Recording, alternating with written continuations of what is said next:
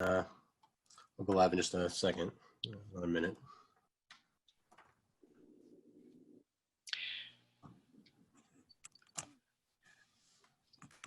Pay no attention to that man in front of the curtain.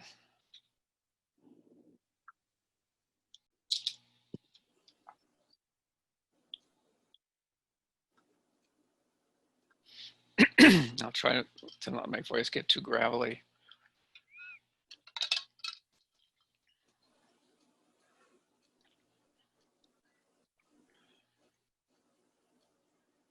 Okay, I have 7, so I'm just going to start broadcasting, and we're live. Thanks, Andy. Okay, thanks everyone for joining us. This is Thursday, the 25th of June, 2020, the virtual or online meeting of the Newburyport Historical Commission. This is Clem Richards, Chair, speaking. We have with us tonight Malcolm Conweth, Ron Ziemba, sorry, Patricia Pecknick, the Vice Chair, Joe Morgan, Christopher Fay, Peter McNamee, and note taker Gretchen Joy, and also joining us are the planner Andy Port and Caitlin Sullivan on the city planning staff.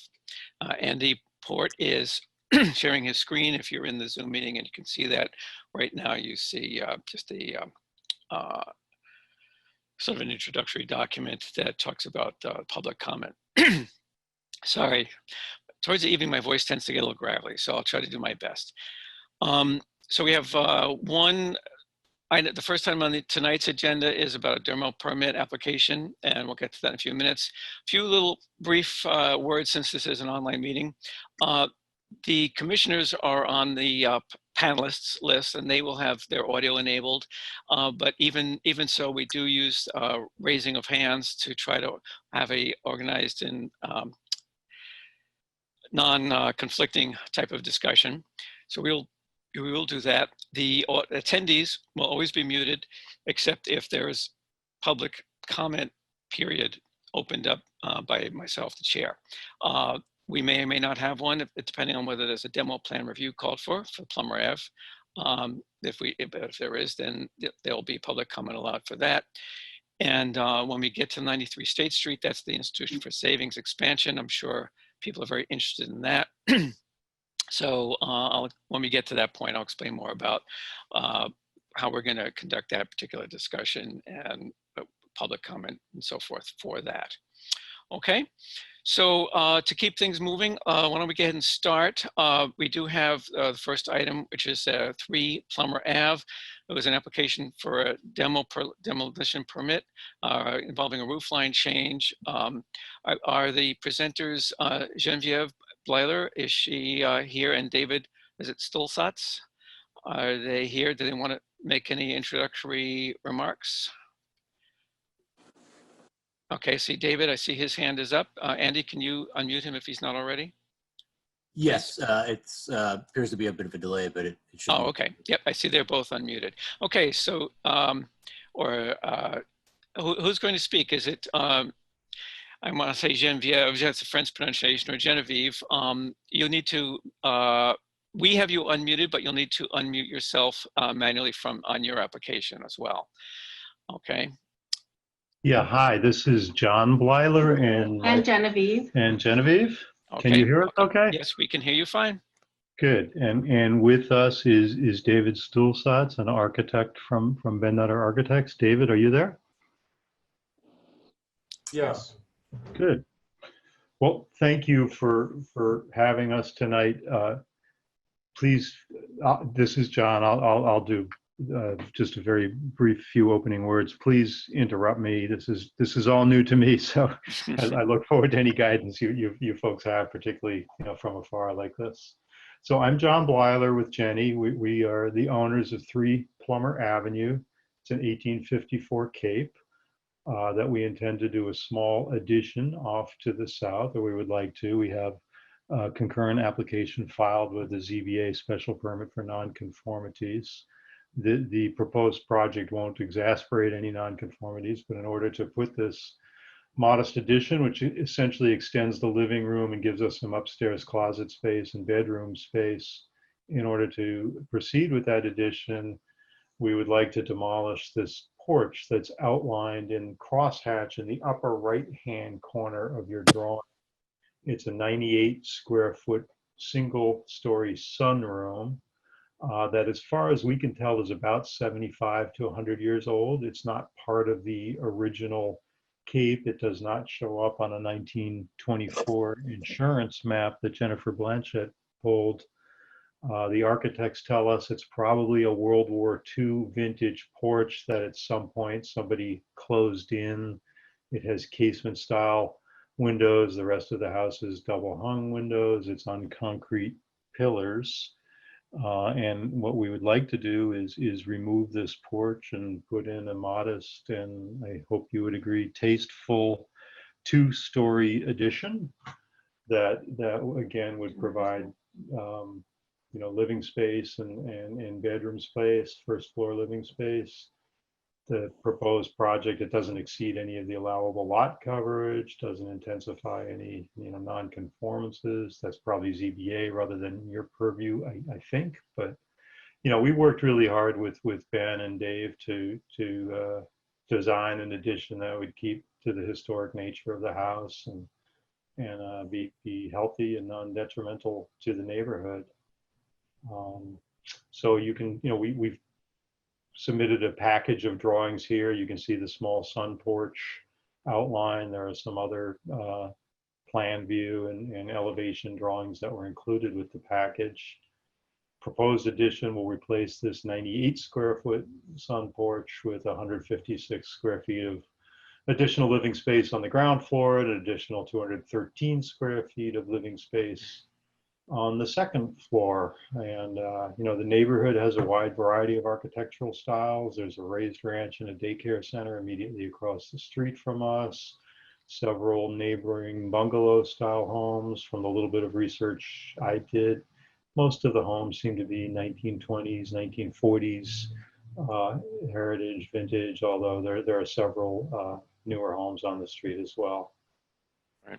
So I think it's the drawings, again, really were done to provide a tasteful addition to the house. And I don't believe, from my perspective as a layperson, that demolishing the sunroom would by any means detract from the historical integrity of the house. In fact, that's one of the reasons we moved into the house, is we love the heritage.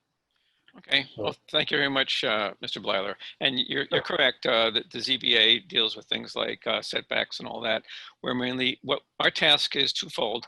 First, we have to make a decision. We, meaning the commission, makes a decision as to whether the house is, and when I say the house, that's the entire structure. We don't look at a part of a structure. It's the entire structure, whether it's, quote, historically significant or not.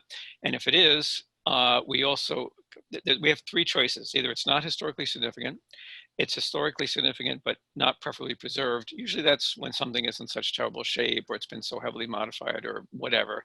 Or third, which often happens, it's historically significant and preferably preserved, in which case we move on to the demo plan review, which is when we take a look and discuss your actual plans and agree or not whether to give the go-ahead for the the actual demolition and build out that you've proposed. Okay, so let me first turn to my fellow commissioners here.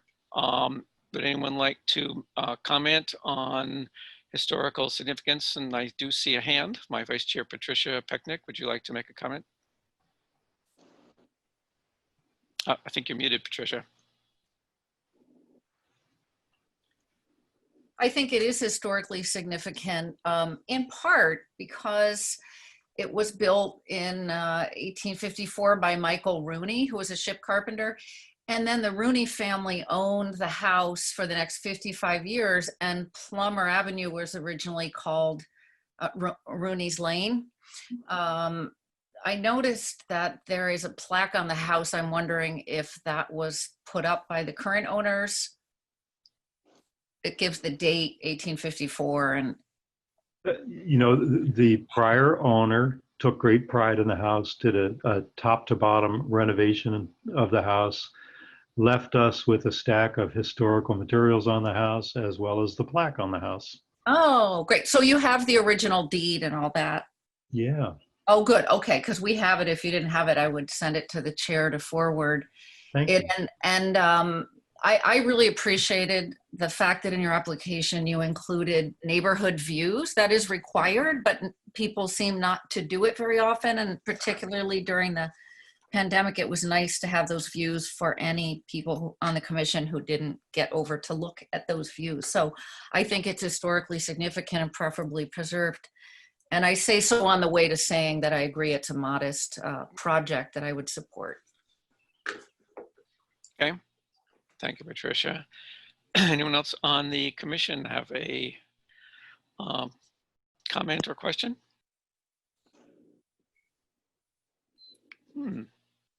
Very quiet. Okay, well, Patricia, would you like to make a motion to that effect? You almost sound like you almost made it there in your closing comment about looking for a motion that it's Yes, I will. significant. Yes, I would like to make a motion that it's historically significant and preferably preserved. Okay, is there a second? I'll second that. Okay, I think that was Mr. Fay, correct? Yes. Okay, very good. So during these Zoom meetings, in live meetings, we don't always do a roll call, but we've been doing them here just to keep things on the up and up and keep everything straight. So I'm just going to take folks in the order they're showing up on my list here. Ron Ziemba, you're first up? Yeah. Okay, Yes. it's a yes. Thank you, Ron. Mr. Christopher Fay? Yes. Excuse Okay. me. Yep, you're good. Joe Morgan? Yes. Okay. Patricia Pecknick? Yes. Okay. Peter McNamee? Yes. Okay. And myself is a yes. Did we ever find Malcolm anywhere?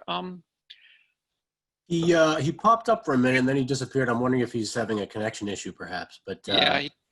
Okay, I did speak to him earlier. He was, he said his, computer's running slow, this and that and the other thing, but we do have a quorum and we can continue. I had 1, 2, 3, 4, 5. I had 6 yes votes there, including myself. So I think we're good to go. So what this means is, Mr. and Mrs. Bleiler, is that we take a look at your demolition plan, which is pretty much what Andy is showing here. I believe this is one of the supplemental documents you provided. And you also provided that list of materials, which was helpful. I mean, you've already pretty much outlined what your demo plan is and what you want to do. So I don't think we need to go over that a second time. I just had one quick question about in the SDL, I assume that means simulated divided lights are called for. Is what is on the rest of the house today? It was hard to tell from the photo as far as windows. And They're double hung Anderson windows. oh, okay, so those are not old original windows or anything. The entire house was stripped to the studs, as we understand it, by our predecessor. I see. Okay, so those are simulated divided. Blah. It's easy for you to say. Simulated divided lights today in the existing house. Correct. Okay. All right. So, and I did see that you were planning to match all the, so they, basically it's the same as with the roofing shingles and the siding, the clapboards, the eaves trim and all that. You're basically having your addition match what the rest of the house has today. Absolutely. Right. That's correct. Okay, fellow commissioners, does anyone have a question or comment, either question for the Bleilers or commentary on the plan? It's a modest plan. Yeah, it's a modest plan. I support it. Thank you, Patricia. Anyone else? Now remember, if you do want to speak, I can see that you're all muted on your end now. So if you do need to say something, you need to take yourself off mute. I'll give it another second. Sounds like not hearing any. So would someone like to make a motion that we give the approval for the project to go forward?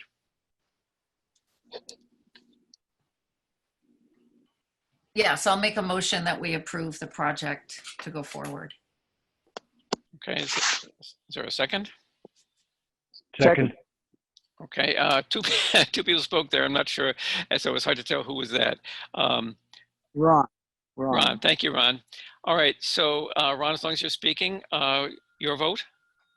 Yes. Okay. Christopher Vey? Yes. Okay. Peter McNamee? Yes. Okay. Joe Morgan? Yes. Okay. Patricia? Yes. I am a yes. That's 1, 2, 3, 4, 5, that's 6 again.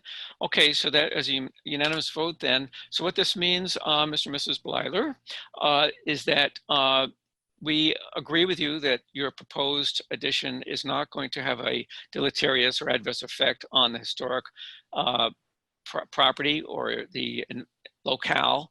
I think it'll be a reasonable fit. I think it'll blend well with both with your house and the surrounding houses. So you're free to, there's no obstacles to getting your demolition permit to proceed. Well, we really appreciate your time and consideration. Thank you very much, folks. Okay, you're quite welcome. And if you, by the way, if you stay on the meeting for any reason, you can lower your hand now. Once you raise it, it stays raised until you manually lower it. Okay, yeah, I will stay on for a little bit, but thank you so much. You're Bye-bye now. welcome. You're welcome. Okay, very good. So it takes care of the first item on our agenda. The second one is probably going to generate a bit more discussion. So let me I have a little bit of preamble here. The Newburyport Historic Commission had a statutory obligation to provide a historical report to the planning board earlier this year when this first came up with the planning board. This I'm referring to is the expansion by the Institution for Savings. So the initial plans were reviewed by this board and we wrote up a report. I say I wrote it up with input from the other commissioners. And that statutory duty has already been fulfilled and was pretty much over and done. More recently, meaning the past couple weeks or so, give or take, the planning board has asked us, this commission, to please take a look at the newly revised plans and provide any additional comments which we might have along the lines that we are, that this body normally does. So in order to make perfectly clear what this body does, Patricia has a little preamble that she's going to read in just a minute that explains what the ordinance calls for and what is exactly we're doing. And this is a public meeting, but not necessarily a quote public hearing. So I have discretion as to whether or not I allow public comments. There'll be more on that later. So Vice Chair Pecknick, you have your short description, which I thought was well done. Would you go through that now, please? Yes, and Peter has his hand up. I'm not sure if we need to. Yeah, Mr. Chairman, I'm a neighbor of the bank and therefore I'm an interested party in this. So I'm going to recuse myself for the duration of this agenda item. Okay, thank you, Peter. Appreciate that. So you can just put yourself on mute and we'll pretend you're not on the panel for now. You can listen in as a member of the public is my understanding, but thank you for that. Appreciate it. Okay, thank you. Patricia, I did not see his hand. I was on another screen. Got too many windows going here. Yeah. So just to open our deliberations, the DOD ordinance requires adherence to any relevant provisions of the United States Secretary of the Interior standards for the treatment of historic properties, as they may be amended from time to time, including all related guidelines, bulletins, and other official guidance promulgated by the National Park Service. Those are the words of the DOD ordinance. We have each on our own time read these documents closely, and now we as a commission must advise the planning board on whether or not the plan as proposed is sufficiently protective of the historic structure and of the surrounding neighborhood and historic district. Inherent in preservation theory and explicit in all official Department of Interior guidance and in each of the bulletins and technical publications is the requirement that a new addition on an historic building be compatible with the scale, massing, and design of the subject building, and also harmonious with the context building surrounding its site. Standard 1 of the Secretary of the Interior Standards for Rehabilitation references the building's site and environment, Standard 9 refers to the historic integrity of the environment.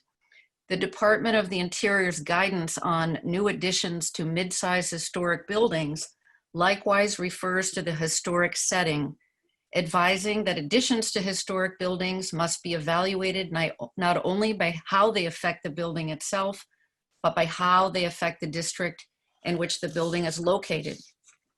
Reading broadly across all National Park Service briefs on preservation and rehabilitation, we find that the Department of the Interior continually emphasizes the need to protect the historic setting and context of a property, states that the historic relationship between buildings must be protected, and explains that the standards also encompass the building's site and environment and other surrounding historic buildings in a district. The standards, therefore, are not just about the individual historic building as subject to alteration through new construction. They are about that subject building, but they also speak to, as the Department of the Interior puts it, the sense of time and place, feeling and association, the historic setting and context.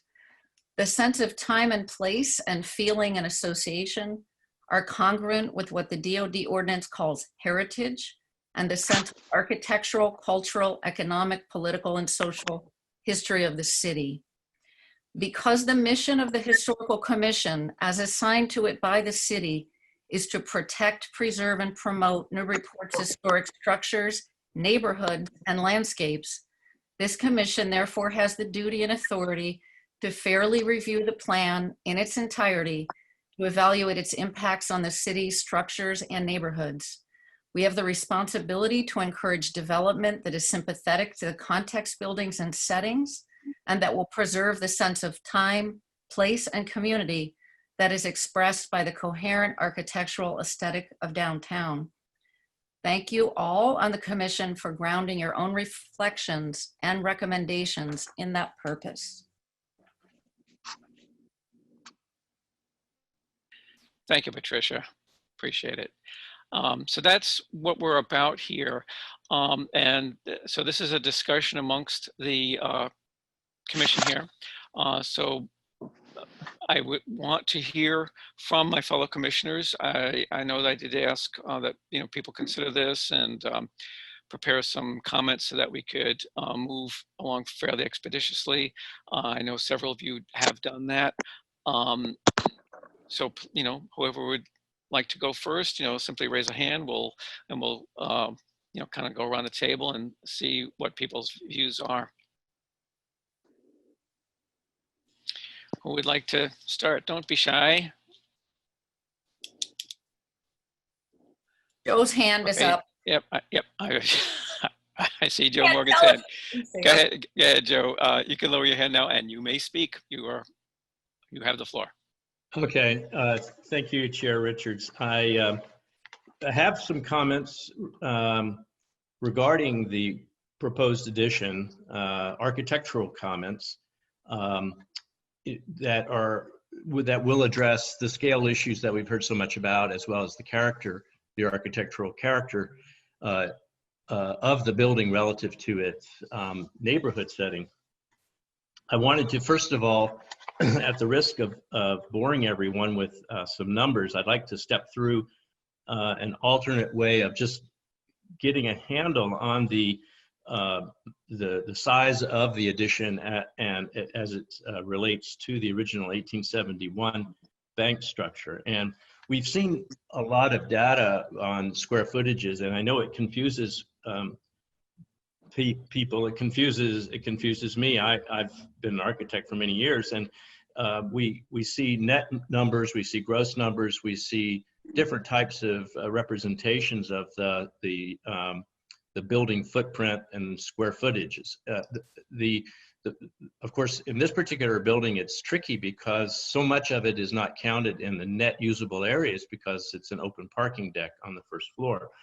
So we have to look at it another way, and I think there's clearly another metric that can help us. And I've just calculated the volume above grade, simply taking the footprint of each structure as it meets grade and multiplying it times the height. So I did that for the 1871 building, off of the VGSI assessor thumbnail, and I got about 3,600 square feet. But what's interesting about the original building is most of it is at 24 feet high. The roof, which I measured in the field, is about 24 feet.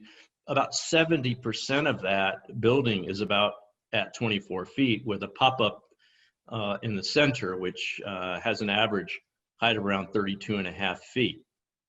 And that pop-up is about 30% of the footprint of the building. And I confirmed this from with Google Earth, so it's pretty close to what the assessor's information gives also. So the volume, when I calculate it for that building, is about 96,700 cubic feet.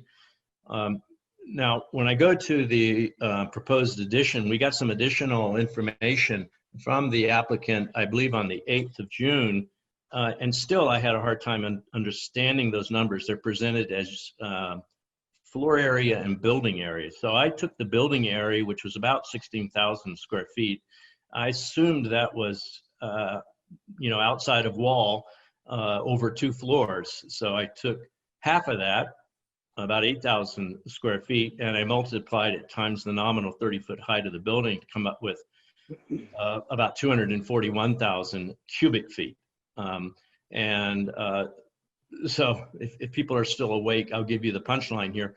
The volume of the proposed addition as a ratio to the 1871 structure is almost right exactly at 2.5, all right? So it's 2.5 times the volume above grade of the 1871 structure. So now we have a data point. I don't know what we actually do with that. We understand that it's a fairly large structure relative to the historical structure that is really under discussion and driving a lot of this this analysis. But at this point, I'd rather actually just talk about the perception of the addition from the street edge, and as we walk around it, and just look at it as an element in its 2 contextual settings, both the State Street side and then the neighborhood side. And that way we can talk about the perceived mass of the building in a more palpable way. So at this point, let me give you my comments relative to my perceptions relative to the architecture of the building. Starting with the State Street elevation, which, if you were standing on the corner of Prospect and State, you're looking at this, what I call sort of a courtyard, and I see the historical building, which is masonry, stone and brick with some substantial detail at its very ornate entrance. And then I see a continuation of the brick material on the 1980 edition, and then I see a proposed addition at the rear of the site, which is also brick. And all that's well and good, as it should be, I think, to sort of define the boundaries of this courtyard space. That seems to make a lot of sense to me. However, I think as we move to the back side of the site, the eastern side of the site facing the neighborhood, I feel that there's a lost opportunity to make a transition at that northwest corner of the addition on Prospect Street, so that we can sort of terminate, we can anchor that edge of the building and sort of finish our backdrop, if you will, our background around that courtyard, and then to transition to something that's more sympathetic to the neighborhood. I think that that anchor point, which could be volumetric, could be sort of a punctuation that relates back both to the original 1871 building and also maybe to the sort of the corner folly structure of the clock tower and fountain. I think that's something that could be reinforced, that edge, that corner.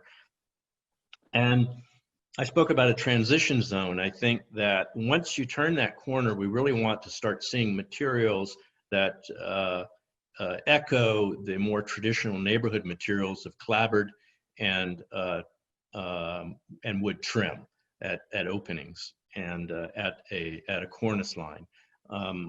I think it is a challenge. I'm not going to provide any specific solutions. Clearly there are proportions and scale items that the applicant has been struggling with, because that floor to floor height in the addition is 16 feet, and it does not, it's not a neighborhood dimension or a living room dimension. So it's a tricky dimension to work with and to respond in a consistent way with the wood frame structures that it's actually trying to relate to. However, I think the material should match the wood frame structures, and the window sizes and the trim boards should start to pick up and begin to harmonize with the residential structures. The next item. Joe, pardon the interruption, just so that Yeah. everyone is following along. So in this image we're looking at now, I assume you also see the image that Andy is showing on the Zoom? Yes. Okay, so that wall that you described as possibly or potentially terminating that courtyard, that's to the right where that sort of dogwood tree type thing is with it's got these, the rusticated edge there and so forth. And then, so it's from that wall kind of north-ish facing towards the back where we've got those bays and stuff. This is the area you're now talking about as what you're referring to as possibly trying to transition to more of a neighborhood context. Am I right? That's right. I think that what's happening there right now, which is a balcony serving, it looks like maybe a second floor conference room or some interior space that could access the exterior there. I think it's doing just the opposite. I think it's actually weakening that corner, and rather than terminating it and actually then inviting another kind of party that moves further down the street toward the neighborhood. I think that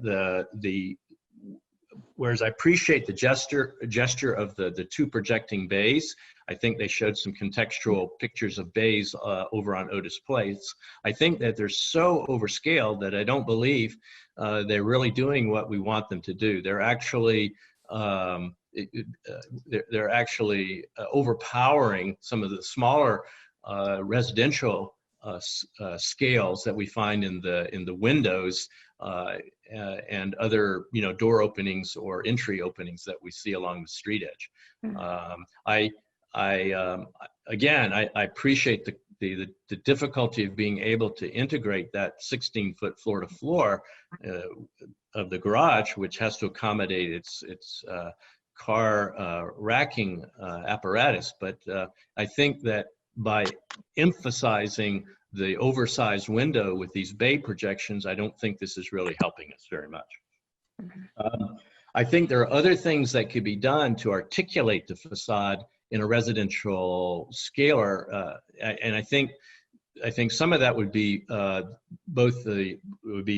vertical scaling in terms of the windows and the openings, but it also could be a horizontal scaling where we stop the facade, or we provide an inset, or we offset the facade a bit in order to produce dimensions that are house dimensions.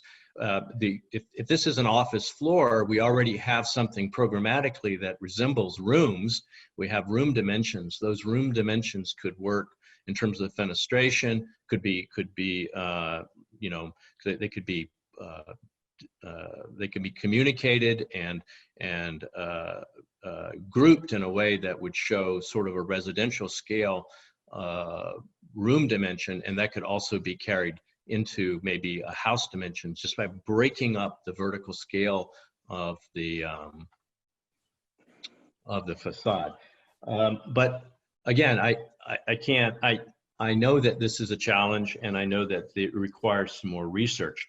The last item that I would propose is that the cornice, which, as we see it here, which is very heavy, I believe the material might actually be a metal, maybe even copper, but I think it's very heavy, and it's I don't feel that it's really appropriate facing the neighborhood. Again, I think a neighborhood gesture of just a wood frame cornice or eave would be quite nice.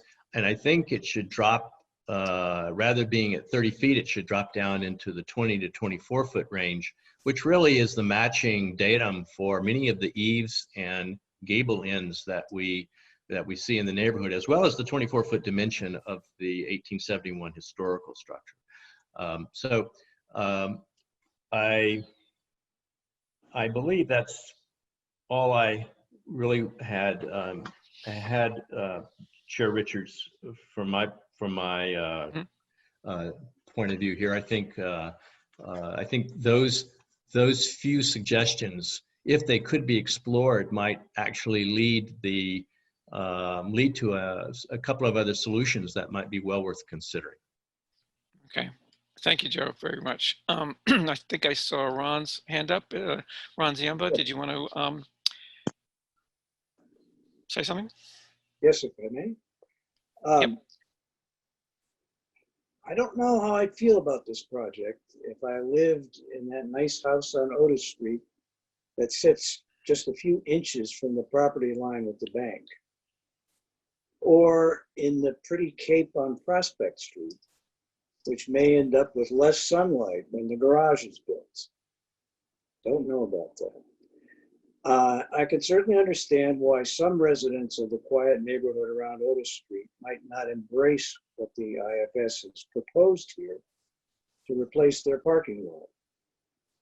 I appreciate the concerns and respect the opinions of the nearby neighbors and others, but I want to be sure that all of the important factors are taken into account. You know, banks sometimes have big targets painted on their backs, just as a matter of principle. I'm hopeful that's not going to be the case here. For me, this particular bank is like any other successful, community-minded business in Newburyport. The Anna Jakes Hospital, the firehouse, even the grog, each in its own way, all contribute to the betterment of Newburyport and are an important part of why we love it here as much as we do. So my remarks are going to focus on a completely different aspect of this, but I hope you'll agree an equally important aspect. I had a very hard time reaching my own conclusion on this project. I reviewed and analyzed both proposals carefully, and I tried to put myself in the place of the owner of a home in the neighborhood. But at the end of the day, I was also guided by the historical context here, or if you will, extenuating historical circumstances, such as the institution has been uncommonly successful from the standpoint of assets, deposits, mortgage loans, and the like. And it's also made significant financial and non-financial contributions to the betterment of Newburyport. The city's nonprofit ventures would be much less well off, indeed, without the support in dollars and volunteers of the institution. I hope we can take these important factors fully into account as we decide this matter. 200 years after its founding, the IFS is widely recognized as one of the most stable mutual banks in the nation. The bank's reputation is strong and steady, goes far beyond its architecturally significant main office building, built in 1870, and long considered a historic landmark in Newburyport. As a further measure of its stability, the bank has known only 16 presidents in its 200-year history, and all of them have been hired from within. The bank's well-deserved reputation as community-minded is due in large part to its trustees, officers, and employees, many of whom are quite active in their communities. In years past, when Newburyport nearly turned its downtown into a strip mall, This bank and its people helped to stop the demolitions and lead the revitalization of the city to help make it the thriving community it is today. For 12 consecutive years, the bank has been named a top place to work by the Boston Globe. I think most of us participating in this meeting tonight probably know and respect at least one person who works for the IFS. In these and other ways, the bank has demonstrated the ways in which it is, in fact, knitted into the very fabric of Newburyport. The IFS has always believed in dedicating part of its assets toward making its communities better places in which to live and work. The Institution for Savings charitable institution, that's a mouthful, is a vehicle to guarantee for future generations the charitable giving that has been the bank's hallmark since 1820. In the last 5 years, the foundation donated and pledged more than $13 million to community organizations and causes, including a landmark $1.5 million to construct a new single patient unit at Anna Jake's Hospital. Based on its outstanding track record in this city over the last 200 years, I believe the IFS deserves to have this opportunity to add to its existing campus on State Street. It deserves the opportunity as a well-run, successful bank and as a generous and engaged corporate citizen of our community. And whether the details of the design are derivative or compatible is much less important to me. What is important is providing the IFS with the addition to their campus they need to continue to do their good work in Newburyport. I think the bank has very much earned that opportunity over the past 200 years. I believe this project should be examined carefully and objectively with all these extenuating historical circumstances very much taken into account. I think the bank deserves no less than that. Thank you. Thank you, Ron. Excuse me, thank you, Ron. And I think a lot of us would agree with your sentiment about the nature of the bank's reputation and its contribution to the city over the years. I would be very surprised if any of us were not already customers of that particular bank. I know I have been since around 1980 or 81, so I have a long relationship with them. And you know, I think how I reflect that is by, you know, giving them in this case, you know, the fairest and most impartial, you know, review that I probably can. But thanks, Ron. I see Vice Chair Pechnick, your hand is up. Would you like to make a comment? Yes, quite a few. I know, unsurprisingly, I saw that on the day that the Institution for Savings employees moved into the 1871 building, the local newspaper described the building by saying it is not imposing in size, but it is handsomely designed and elegantly finished. And I know that everyone on the commission hopes that the same will be said of the new addition that goes up. I have 2 points.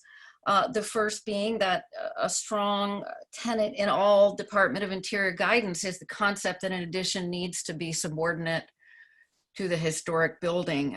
If you look at Preservation Brief 14, new exterior additions to historic buildings, in its volume and its height, it makes the historic building subordinate. I was very interested to hear Mr. Morgan's calculations that the above grade volume is like 2.5 times more.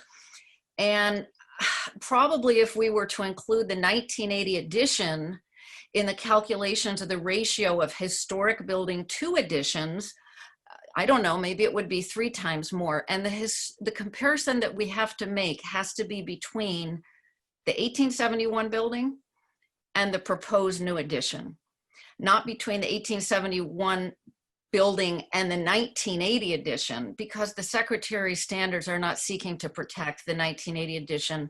They're seeking to protect the 1871 building.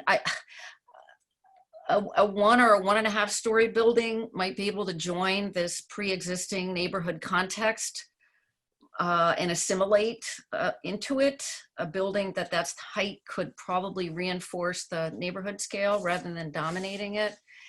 I'm afraid that from anywhere other than the bank's front door on State Street, it's going to read as a mega project. And so besides the fact that it's not subordinate, it's not coordinated, and I think I heard Mr. Morgan talk about this.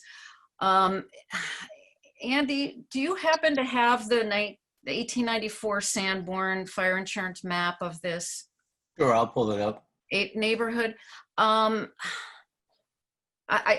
will agree with Mr. Morgan that we have to recommend that the design respond to the neighborhood context by making the Otis and Prospect Street facades compatible with the residential character of those streets. So this map shows the extent to which 93 State Street was historically embedded within a lot surrounded by wood frame dwellings. I have to say, from an historic preservation perspective, if you want to be a purist, the ideal solution would be to restore the historic land use pattern and have 2 smaller buildings on the lot with green space between them, rather than a more suburban scaled complex. That would be the highest level preservation response in an historic district, in an historic neighborhood, in an historic building.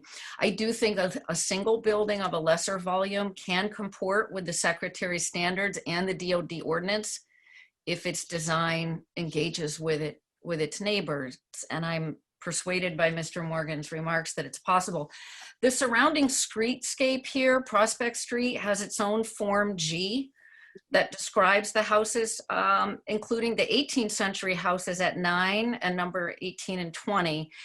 And I didn't know until yesterday that there was a Form G for the Prospect streetscape. And I didn't know that part of this neighborhood is actually in the R3 district and not the B2. And I thank members of the public who submitted letters to the commission providing that information. I know we've all spent many hours and sleepless nights thinking about it. I'm sorry that I missed those things. In the application, there were photos of the way that houses and mill buildings coexist outside the DOD in other parts of the city, because of course houses were built on lots around the factories so that workers could live in them. But this is the DOD. It's not the DCOD. And there was one photo taken in the DOD behind the Tracy Mansion of how houses were built when the Dodge shoe factory was there. But we can see from those photos what happened to all the houses that used to sit along Hales Court. They were torn down and it's a parking lot. And I think that shows us how such massive buildings can convert neighborhood streets into feeling like alleys.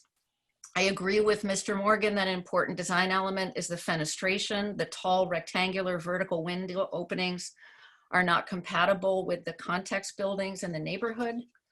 Preservation guidelines emphasize the total impression that new construction will make in the neighborhood setting and the historic district setting, and windows are a critical element in that impression. I really respect what Mr. Ziemba said about the identity of the applicant, but I can't find anything in the Secretary's standards or ordinances that suggests we should conform our analysis of the project to the identity of the building owner. I think if it were Planet Fitness or a sports arena or a college dorm, we're here to represent the buildings and the neighborhood. So whether it's a philanthropic community member, and I appreciate that it is, but I don't think that should lessen or heighten our scrutiny of this project and how it will affect the neighborhoods. The Secretary's standards are in that sense unexceptionable.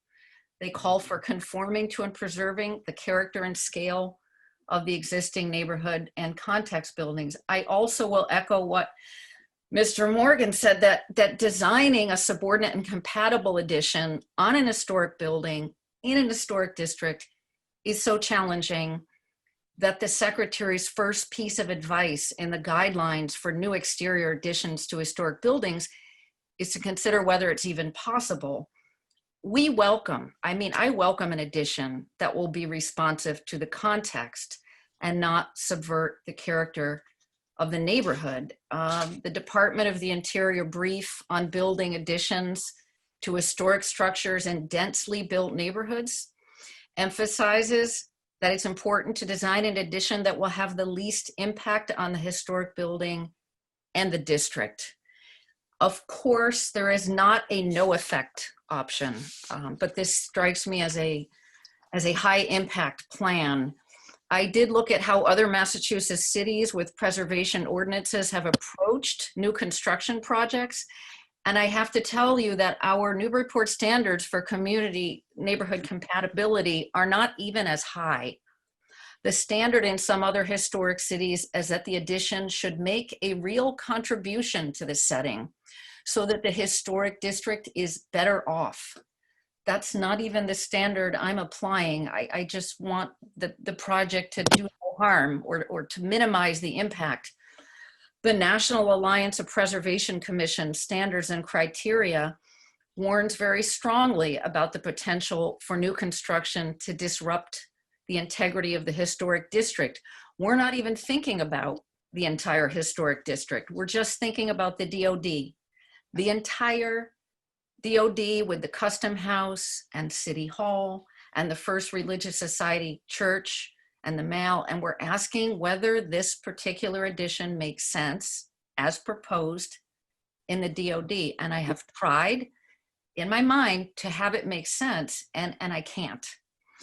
And finally, to quote the historical architect in the Office of Historic Preservation at the National Park Service, Stephen Sime, he says, to the degree that the existing neighborhood context has a positive, consistent, and valued character, and to the degree that the proposed design would substantially alter that character, the proposed design must bear the burden of proof for demonstrating that the benefits to the neighborhood context and to the city as a whole will outweigh the residual, unavoidable harm that would be done to the sense of place.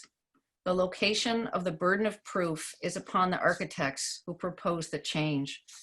So applying the standards and ordinance to this plan as new construction to an historic building in an historic neighborhood and an historic district, I would recommend less height, less overall volume, improvements to fenestration, and proper contextualization of the addition along Prospect and Otis Streets, and in the hopes that when this addition is completed, the Daily News will say it is not imposing in size, but it is handsomely designed and elegant.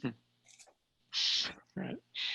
Thank you, Patricia. One quick comment I'll make regarding your comment about the standards not including consideration of who the owner is, the reputation, and so on, that Ron talked about quite eloquently. And I think that I should mention that while that is not strictly a matter for the Historical Commission, although it's one of those things where you can't really and truly put it completely out of your mind. But the Zoning Board of Appeals, which is the governing body in terms of who ultimately decides what happens with this project, that is certainly something that they can take into consideration. Sorry, Glenn, I just wanted to correct just for the record, and anyone who's listening, it's the planning board. Sorry, I just wanted to clarify. Oh, I'm sorry. Yes, I'm sorry. It is the planning board. Yes, I misspoke. Thank you. Thank you, Andy. Now, Ron, I see your hand is still up. Is that just because it's not put down yet, or did you want to say something else?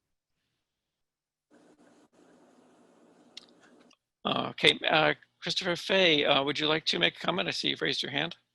Yeah, just a couple things. I appreciate what Joe said earlier, and it's I think it really makes sense. Rather than, I don't know if I misread his comments, but it seems like he's just flipping the script a little bit. He can correct me if I'm wrong. But rather than make the new proposed addition fit the bank, is he proposing to make the new addition fit the neighborhood? And what's wrong with a different sort of building, I guess? I don't recall, I can't tell the difference. What was proposed, what was revised? My guess is it's a little bit of this, a little bit of that, nothing significant. I said this back, I guess, in January. I don't understand a parking. Can someone, and I'm going to ask you, Glenn, because I'm just for clarification, what is the purpose of a parking garage other than parking for the bank? And before you answer that, walking by this bank hundreds of times, I never see people waiting to get a parking space. So I guess I need some clarification on the parking garage. I would not want to live in a neighborhood like this where I looked out my window. I moved into this neighborhood and I knew the bank was there. I knew the addition was there. I knew there was a parking lot. And the next thing you know, I wake up one morning and somebody's proposing putting a parking garage across the street or next door to me. So I'll ask my question now. What is the purpose of the parking garage? Okay, there's actually a couple of questions in there. I'll try to answer the first one about Joe's comment, and if I get it wrong, Joe, please butt in. I think what Joe was saying, Chris, was essentially what you said, but basically, as you know, where the drive-in window is in the 1980s edition, that this edition kind of sweeps around. If you're at the drive-in window, it would be right behind you. So that forms a natural sort of courtyard where there's the existing parking lot, the little fountain up, you know, and the clock tower and so on. And it kind of, because you can see it here where that circle is, where the drive-in window is. And then, so there's that, what he referred to as the courtyard and that masonry wall. What I believe Joe was suggesting is that from that point towards Otis Place, you really consider more blending with the neighborhood context rather than the State Street context, which is, you know, half a block away. See what I'm saying? So is that kind of what you were thinking, Chris? That was I was thinking, and I was thinking that's just brilliant. Yeah. Like how do we make this thing not look like, right? You know, and it never really dawned on me this. If it's about meetings, it's about forget about the parking garages. That's yeah, I'll get to that too. It's about meeting space or office space. There's plenty of people that have businesses, and I understand what Ron's saying, but there's plenty of people that have businesses that fit in with the actual landscape of the city, which is largely residential. Because the bank can make the claim we need a parking, but then the next step is like, you know, the Agave's restaurant says, well, we need parking. So we want to blow out the back. You know, we want to do this, we want to do that. And one of the things I said in my comments to Glenn in the email was that we have to take into account the people here. You know, for me, the houses and the buildings are connected to the people that lived in them or worked in them. The mills are there. There's nothing, we can't change that history, but we can say, you know, this is too big. So I'm really intrigued by Joe's idea that, you know, what I'm reading is build a house rather than a commercial building. Or something that is compatible anyway. And I get why they want a building here connected to the original building, because, you know, I was a customer of this bank as well. And what draws people in, I think, because to me, a bank is a bank, what draws people to this bank is the building itself. That's their brand, that's their trademark. And to me, it looks like they want to blow that up, because this is definitely over. But I think Patricia made a good point. The two new buildings combined overwhelm the original building, which is what attracts people to the bank. I didn't look at interest rates. I just said, this is a cool looking bank. I'm going to go open a couple accounts in the bank.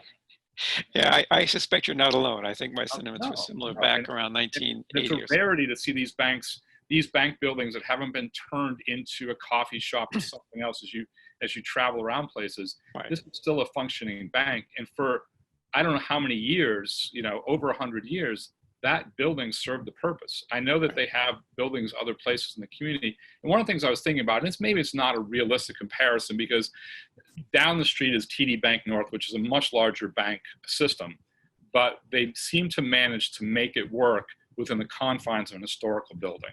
Mm-hmm.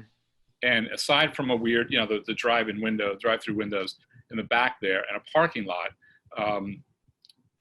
I can do my banking at TD Bank and know that, you know, I can meet with people, I can get a loan, I can do all the things that I've done there. I'm perplexed by this. I really, really am. I don't see how, as I'm looking at this image Andy has up there, I just don't see anything. As I'm looking at this building, I don't see anything but that addition back there. And I fear that, I just don't think, I mean, off the historical thing, I just don't think it's very good. I don't think it's being a good neighbor and being a good part of the community, quite honestly, because you're just going to alienate people in the community. That's my 2 cents. I'm not in favor of this. I think that Joe's got a brilliant idea. I really do.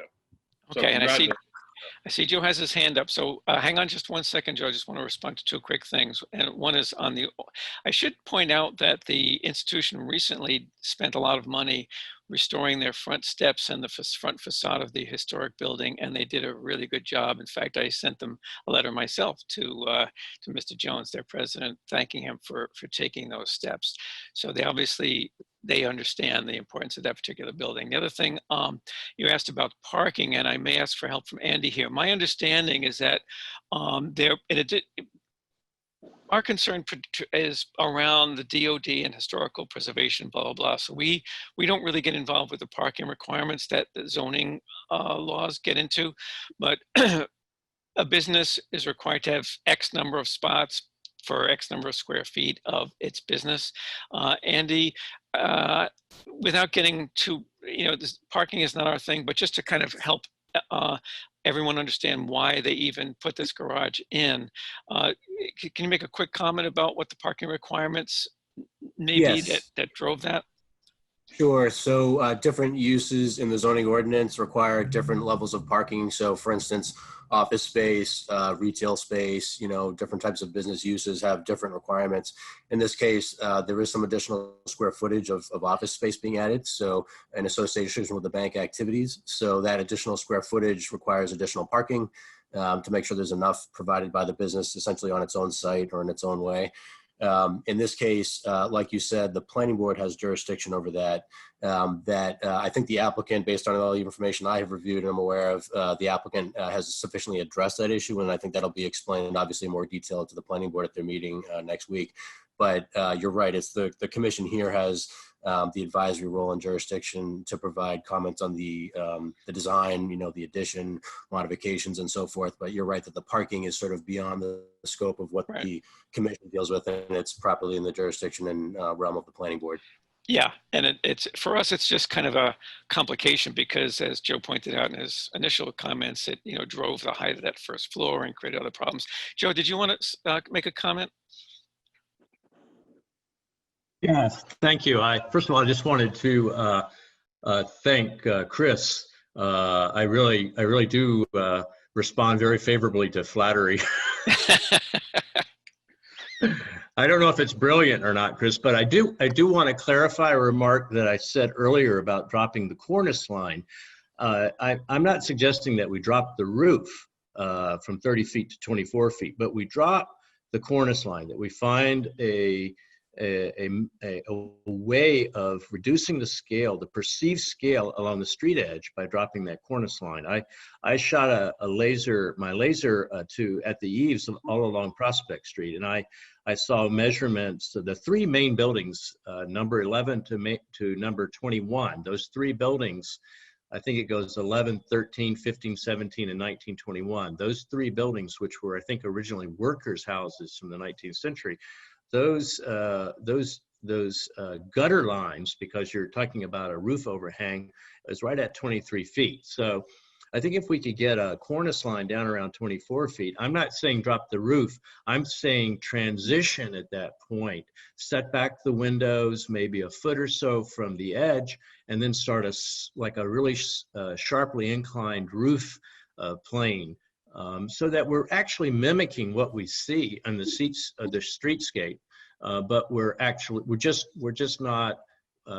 not giving you a 30-foot high wall there, and that was my comment. I'm not critiquing the program. If the program requires a 16-foot floor-to-floor parking garage because they need to stack cars, then so be it. And they need offices on top of that, and that gives them 30 feet.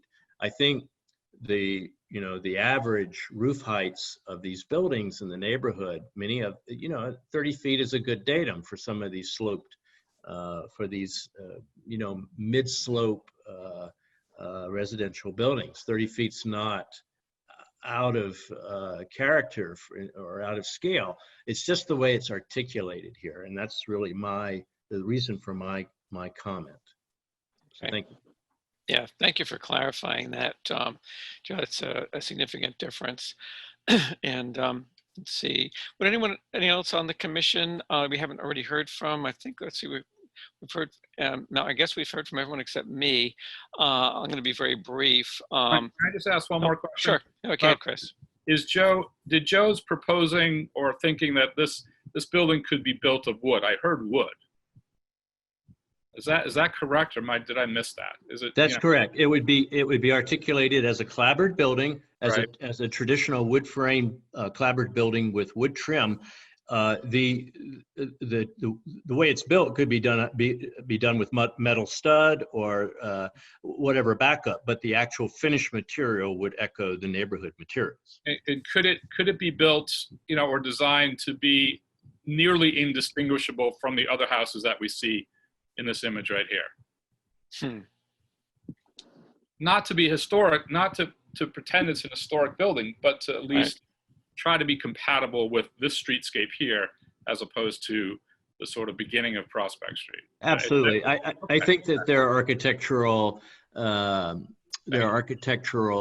elements that could be added, and proportions and window sizes and window articulation that could actually make it blend a lot better with this particular street. Yes. I think that's, brilliant. I think it's brilliant. Thank you. Thank you, Chris. And thank you very much, Joe. Your comments are, everyone's comments are appreciated. So for the sake of time, most of what I've been thinking has already been said, and perhaps even said better. I'll just say for myself, I've mulled this quite a bit. I think there's an inherent conflict actually between the program, that is the requirements of the bank, the zoning requirements about parking, et cetera, and the locale, the context. Joe's, proposed, let me rephrase it. The way Joe is kind of looking at that conflict, I think points in the direction of some, possible ways of remedying it.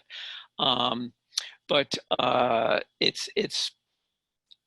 think it's going to be very challenging, as I think Patricia noted that, it's sometimes it's really, really difficult when you've got historic structure, you've got limited space, you've got program requirements, you've got all these conflicting needs, and it's very, very hard to find a good solution that will, at the very least, will give as much of the program as possible with the least amount of harm to the context of the neighborhood. And I think it's that context in the neighborhood that we're really mostly focused on. I'm, not an architect. I've done most of my architectural research around the federal period. I'm familiar with the other styles like Italianate and all, et cetera, like the main body of the bank and so on. So I don't want to present myself as a design consultant expert. That's not what I am here to do. I will comment though, and I think someone else, it may have been Joe, made a similar comment. I think some of the things that the architects have tried to do to not make a quote unquote nod to the historic structure don't quite come off as authentic. Obviously, we're talking about a new building. Can you go to page 17, Andy?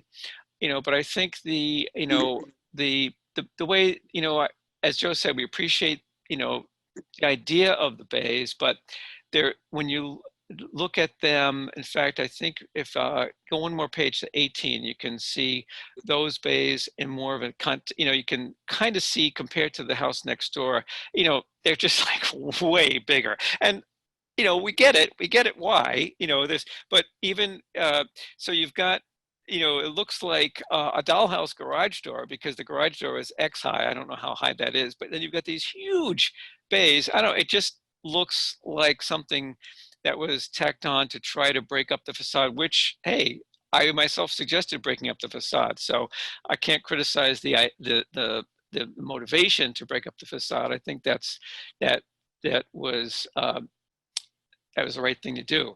I think, you know, the changes made to the windows, I think there's some positive changes there.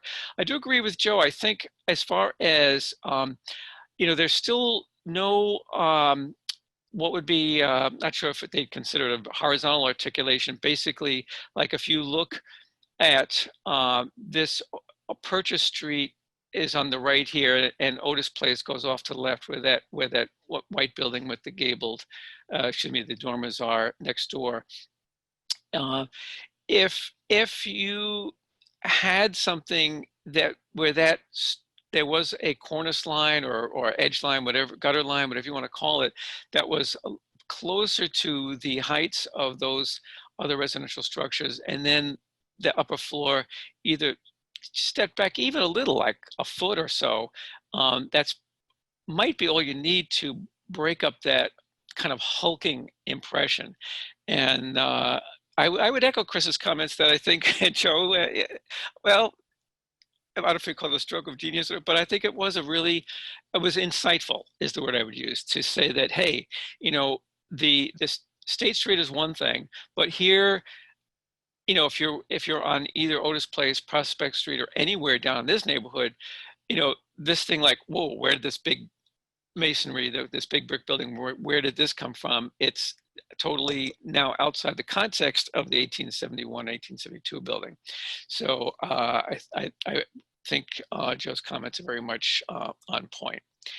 So that's about all I have to add. I think, you know, your comments have been very well taken, and I'll try my best to consolidate those. I see a hand raised by Patricia. Is that a new hand raised, Patricia? Did you want to add something? If you do, you're muted. Yeah, just a quick closing remark. Again, the highest standards for this, because historic building, historic district, historic neighborhood. And I like what Christopher Fay said about the original building as being, you know, it is sort of more a landmark building than a commercial building.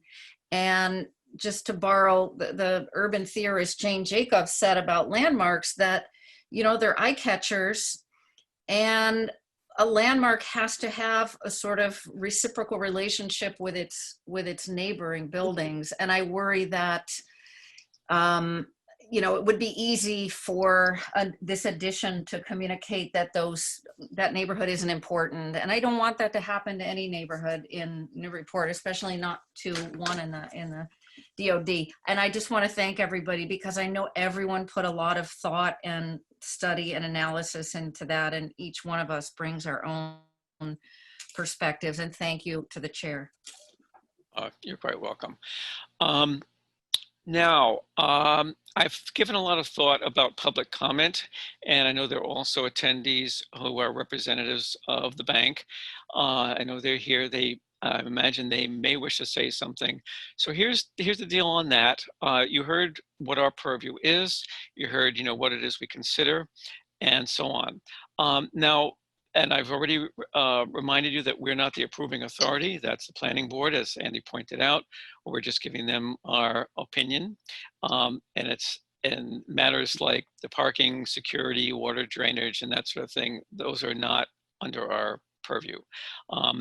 We've already received several comments in writing, such as from members of the Preservation Trust. I think architect Nick Cracknell provided one. I think other abutters have provided some. So those need not be repeated. We read all those and take them into consideration, and they are part of this record.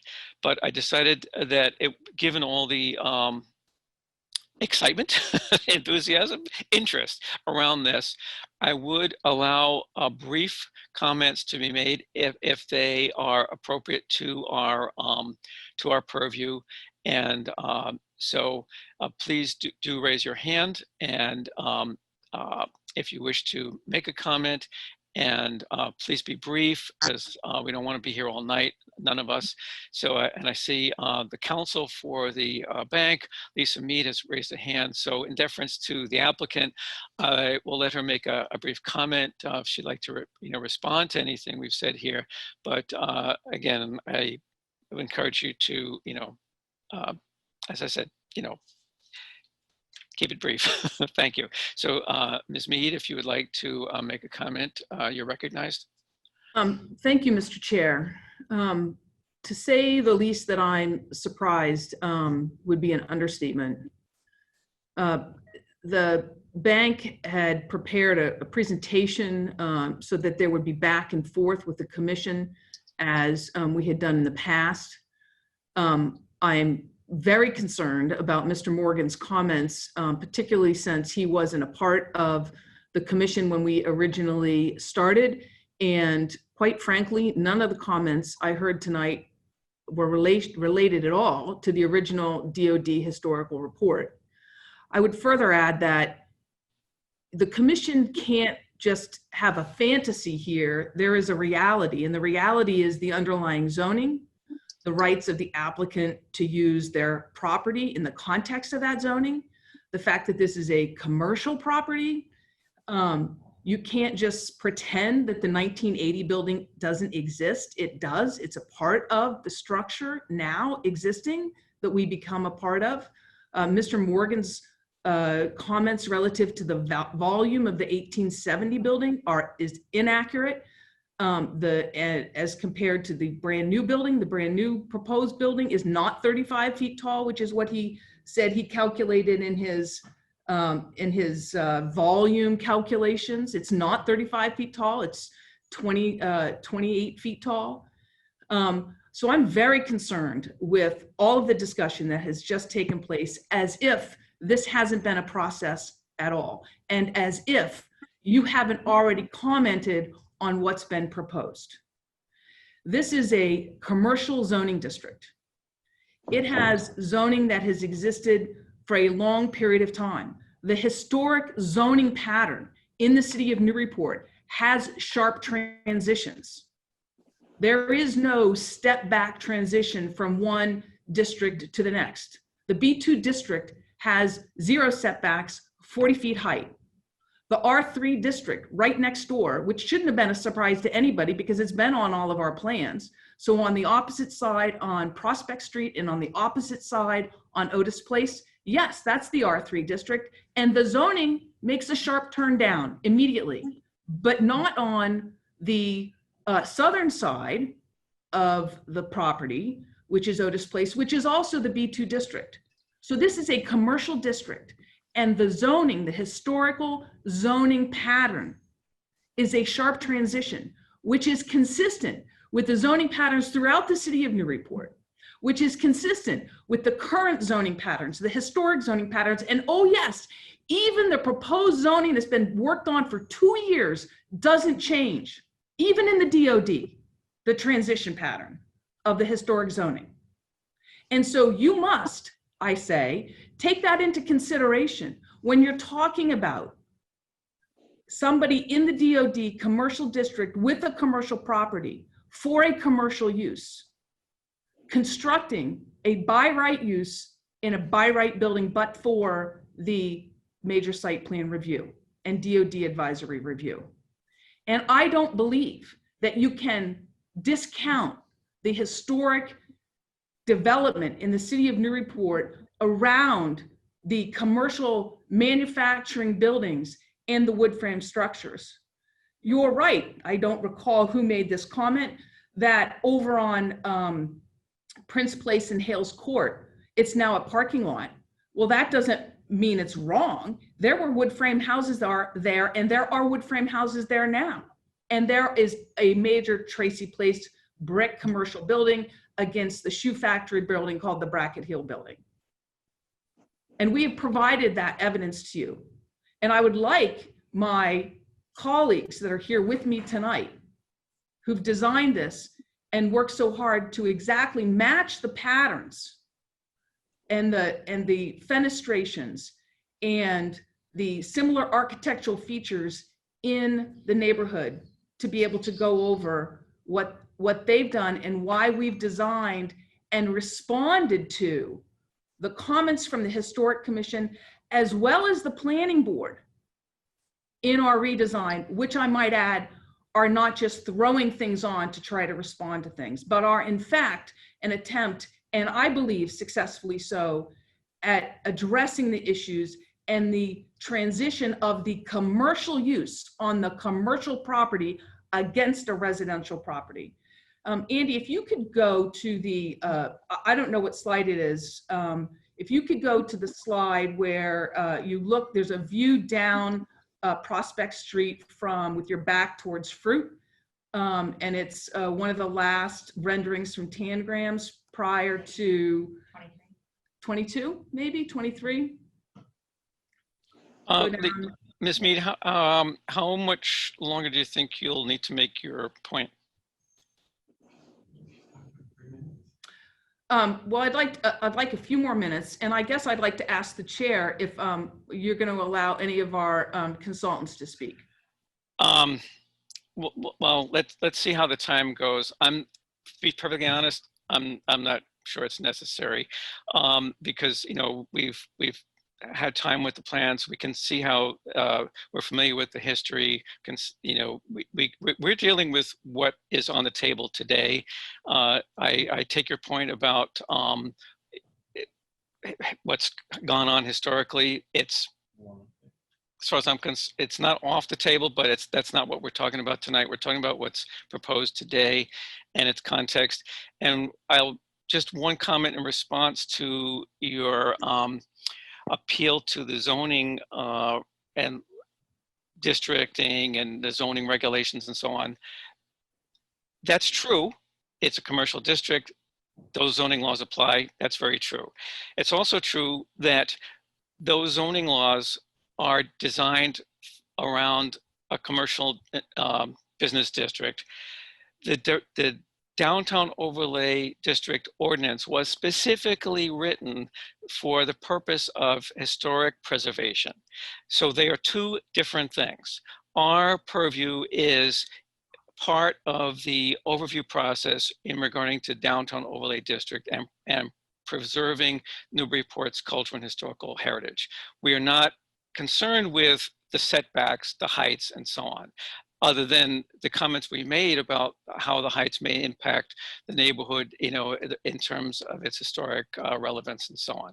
So, I'm not, you're quite right that it's a commercial district, et cetera, but that doesn't, that in no way means that those zoning laws somehow trump or overrule or make invalid whatever comments we might want to make as far as the historical context. No, and Mr. Chair, with all due respect, and if you'd like to arbitrarily go forward, that's fine.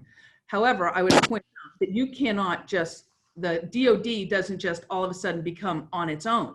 It is an overlay district on top of the B2 district. Yep. And the historical setting is a contextual matter, not just historic buildings, but the historic setting is a historic commercial district with historic zoning patterns. That's the historic setting. That's my point. And Okay. while I agree your purview is not to apply the zoning, you certainly can't just dismiss it. And you certainly just can't dismiss the fact that there's a 1980 structure on the property. So Well, in a sense we can, because we're not the permit granting authority.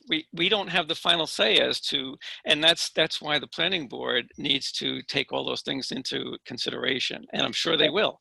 Your purview that you just discounted, you have an obligation to understand the entire setting, just like you can say, well, oh, the 1980 building, we're not going to count it because I don't like it, and it's not the 1871 building. It's part of the historic structure. It's part of the use of the lot.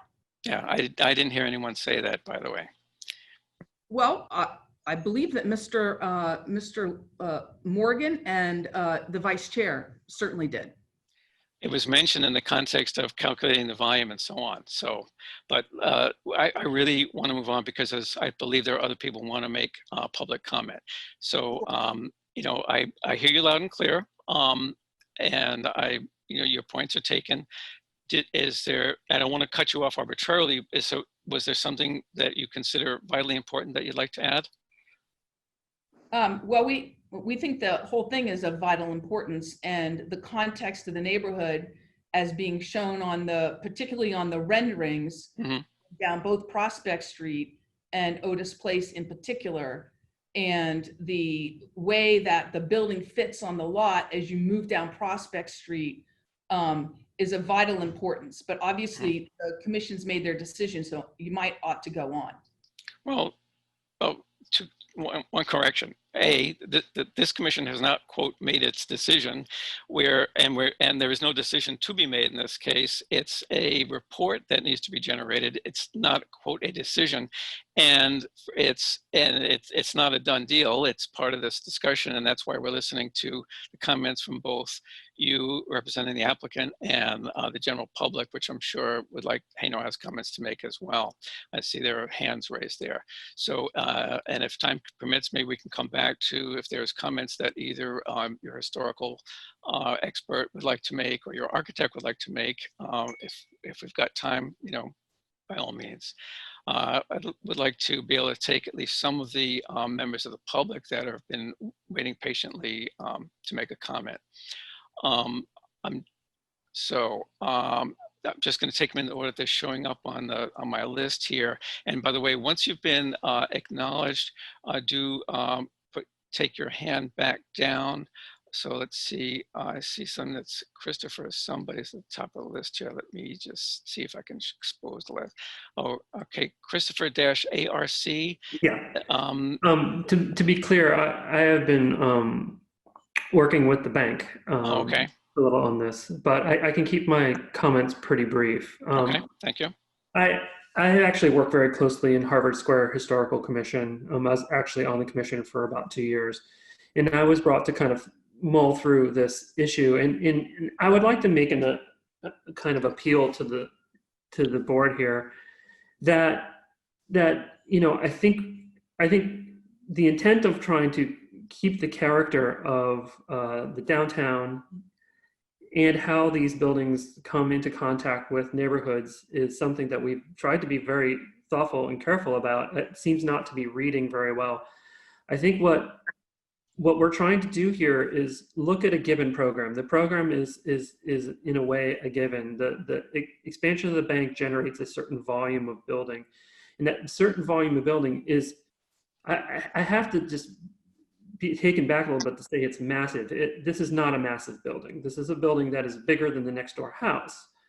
But in the scale of a town or city or a commercial district, it is not a large building. It is a building that actually is very recognizable as a commercial building that should have been built in the 1850s, would have been built in a similar set of materials, set of proportions, set of volumes.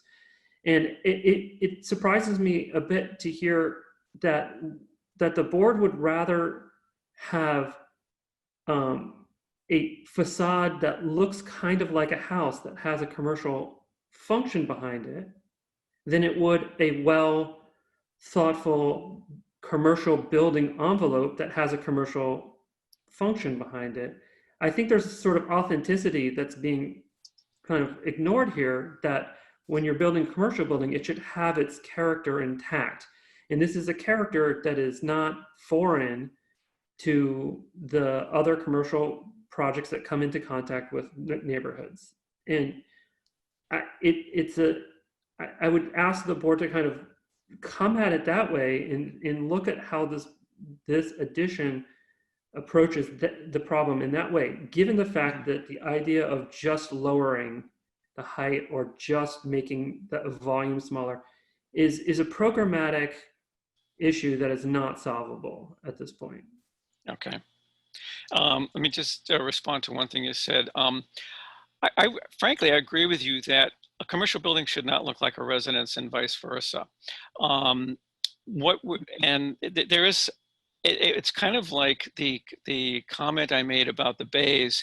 It's like a commercial building attempting, having something that is normally associated with a residence, and type of thing. So it's actually, agreeing with you there that just don't read quite right.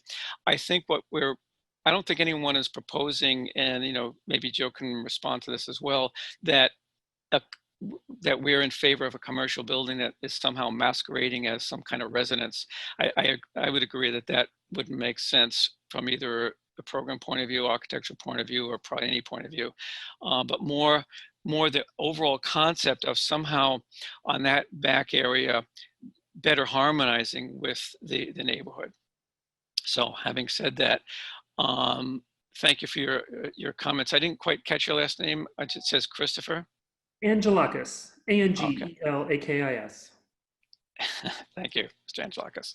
Okay, see, we have several other people who want to speak. The next one I'm showing up on my list is Peter Mackin. If you're okay, and yes, can you hear me? Yes, we can hear you now, Peter. Oh, wonderful. Well, first of all, my name's Peter Mackin. I live at 1113 Prospect Street, directly across from the garage, as it shows in the renderings. And I will assume that the Historical Committee has received my letter and reviewed it. And I will assume, I hope this is correct, that each of you have had the opportunity to actually visit the site and visualize what this 30-foot high building that is about the size of the width of a third of a football field, directly across from the homes on Prospect Street, would look like once it's in place, because it totally changes the fabric of the neighborhood. I would tend to agree with you, Mr. Richards, that maybe it's inherent that there's a conflict between being able to do what the bank's trying to do in this location. I totally respect the bank, its operations, its history, and so forth, and the effort that they've made with regard to putting together architectural plans so that we'd all understand what they're trying to do.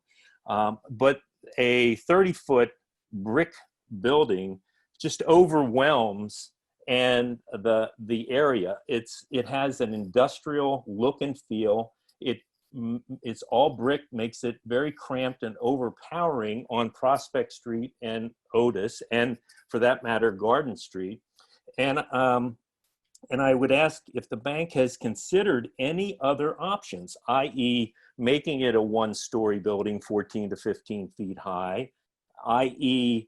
putting a large brick building on State Street where all of the other large buildings that are made out of brick exist up and down State Street, or even putting those employees that do whatever that department does in another location of the bank or a new location. And then I would just say that,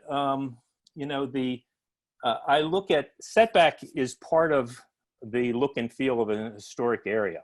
And with only a 7-foot setback from the curb, it just overwhelms you and makes a tunnel effect on Prospect. I appreciate the fact that they showed us pictures of Prince Street and Independence Street. And I ask everybody there, is that the historical look and feel that we want for Newburyport and want to duplicate that here on Prospect and Otis? I don't think it is. And if this happens on Prospect, I ask myself, where next in Newburyport will such a look and feel of an industrial overpowering street exist next? Who else would want to do this?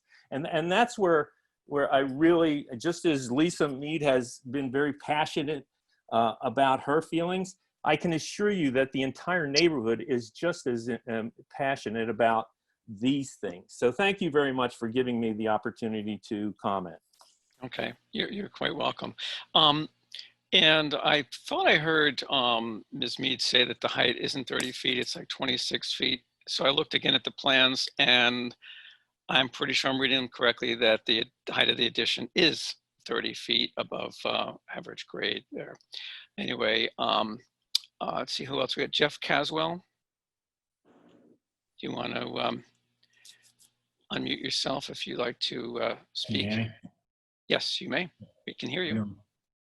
My name is Jeff Caswell. I actually own 7080 State Street, which is also a historic building on State Street in a butter. It's an Institute of Savings. I can understand these people's in Otis Place, the concern, but this is a B1 business. And I think in the context, if you stood on Purchase Street looking toward the library, I think it's fits within what's going on. Yes, it's a residential R3 behind it, but that's a B1 by right district. And obviously the height's rendered by them having to have parking. I'm sure they don't want to have that lower level, but they're obviously forced to do that. And that's what's driving the height up. But having to run a business, which I do, and trying to keep people in Newburyport, which we vitally do need to do to engage Newburyport downtown, we need people working there. If maybe the zoning lacks their parking requirements, you'd have a different building. But this is kind of what's going on. It's a B1, it's a business. I actually don't mind the brick. I don't live there. I own property downtown, and I think this is very fitting with Newburyport. I grew up here. I think it fits well with the set. That's all. Thank you. Okay. Yeah, thank you very much, Mr. Caswell. Appreciate it. And yeah, the parking thing, I agree with you. That's an issue. And one thought that occurred to me, and don't take this as a concrete suggestion, just a thought that, according to so many editorial writers to the paper, the new parking garage is underutilized. Maybe some arrangement could be made to I don't know, use part of that for remuneration to the city or something. At any rate, I digress. Susan Edwards, would you like to make a comment? Your next one showing up on my list here. Unmute.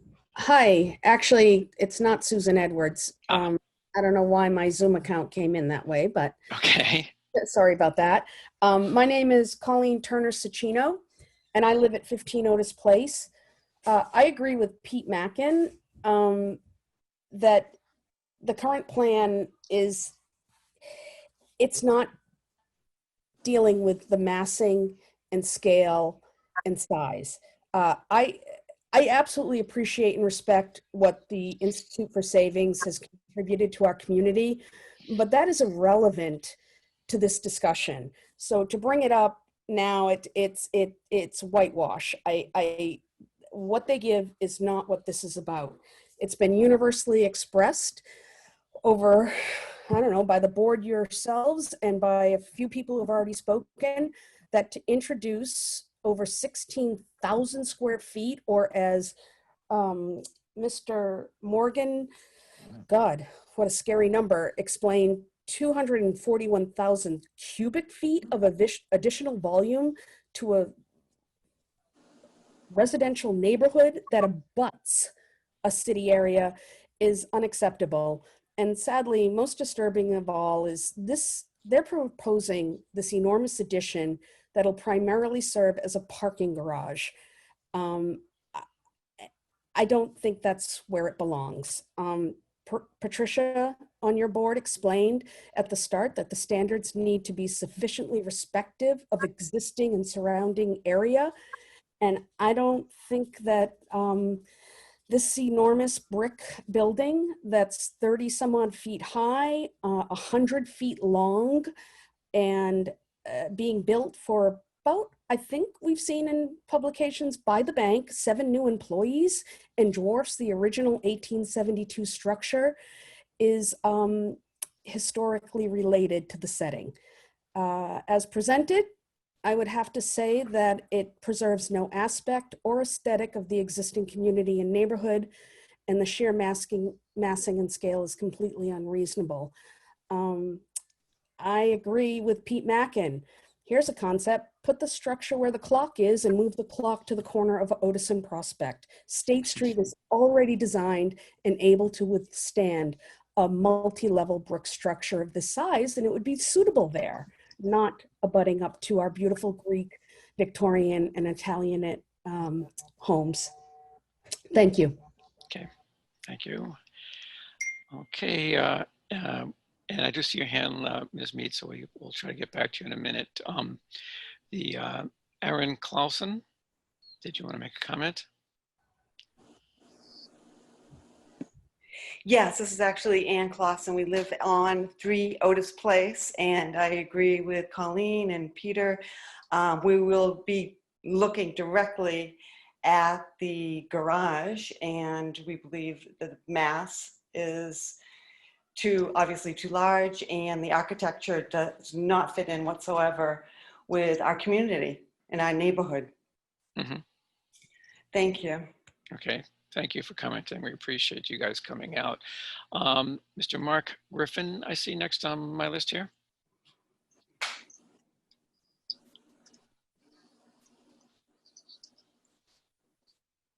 Hi, can you hear me?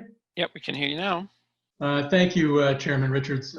Mark Griffin, I live at 4 Otis Place, along with my wife, Claire Papanastasiou. I think she submitted a letter for the Historical Commission's review, and I presume that you have looked at that as well. We are probably the closest abutters to this project.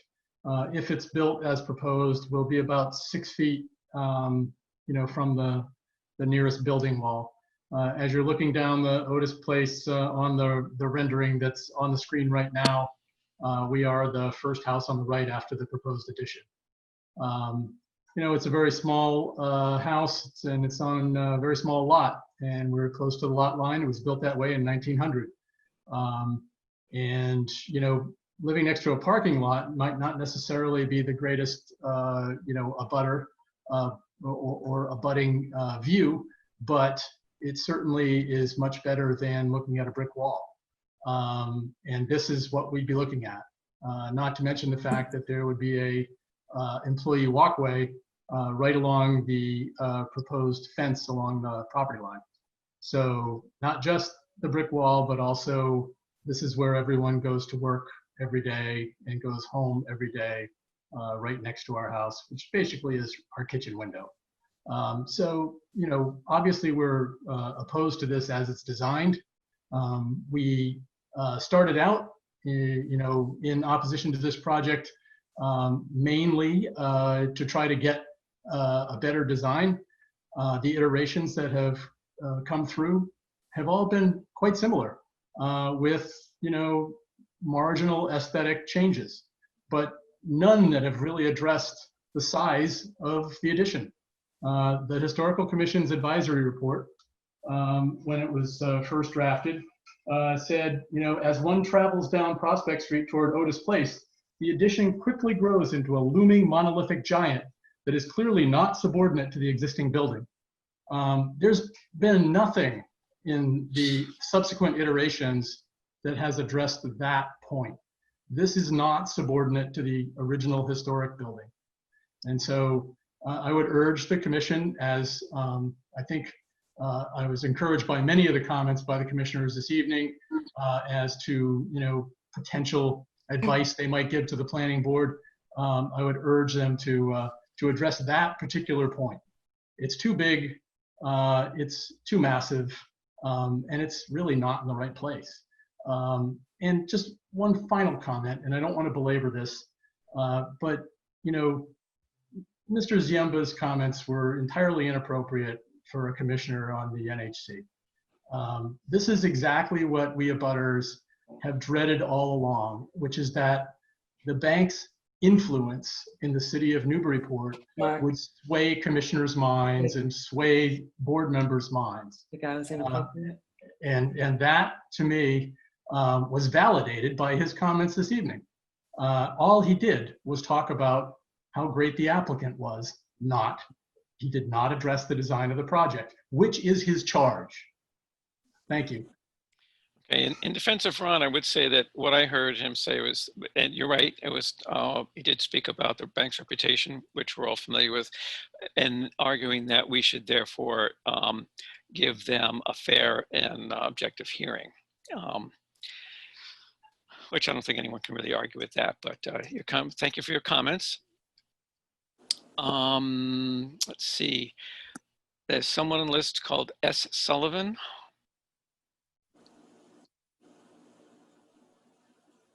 you need to locally unmute your own device, computer, phone, whatever, tablet, whatever you're using in order to be heard.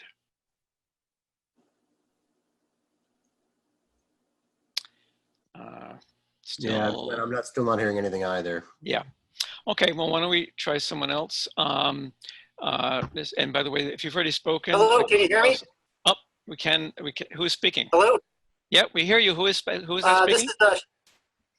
This is Sean Sullivan or S. Sullivan. Sorry, okay. I was having some internet connections there. Okay, and Okay. hang on a second, Sean, Mr. Sullivan. We can, if for those people who have already spoken, you're not necessarily, Andy may or may not have muted you back again. Please locally mute yourself again. Like for example, Mr. Clausen, anyone who has already spoken. Okay, Mr. Sullivan, go ahead. Thank you, Mr. Richards, and thank you for. I'm assuming that the board has read a letter that I had sent in along with some drawings. I had sent them to the planning board as well. My name's Sean Sullivan. I live at 9 Prospect Street, directly across from the north side of the parking garage. I appreciate all the thought that you put into the original comments in your first review of this, and also the very well thought out comments here tonight. I learn a lot about our town when I listen to you. I also appreciate the nice comments about the bank. I think it is important to keep that in context. I would never want to, make comments that would hinder their ability to run their business. But I think that they've done so much for the community, but now they're proposing something that affects the historical nature of the neighborhood. My first point is that it's going to scale en masse. It's not subordinate to the original building, and it's not subordinate to anything in the surrounding area. It's absolutely huge. Coming from my perspective, I'm the smallest house in the area, the lowest house, the lowest windows. I look at the front of the house that sometimes, or the fenestration, and you might as well design like big teeth on the tops and bottoms of those windows. It looks like it's going to eat my house. My windows, the center of those are on the bottom, or right on the tops of the bottom windows there. This thing blocks out all of the light, and I would ask the board to look at the impact of a historic home and the functionality of that. Where my house is a mainly south-facing home from 1800, and it's I look at a structure as a living, breathing organism, and sunlight and the traffic around it is all part of its environment. This severely disrupts that and the livability of the home, and I hope you would take that in consideration of the impact of the historic area. The other comment, and some of my neighbors have mentioned the same thing, is that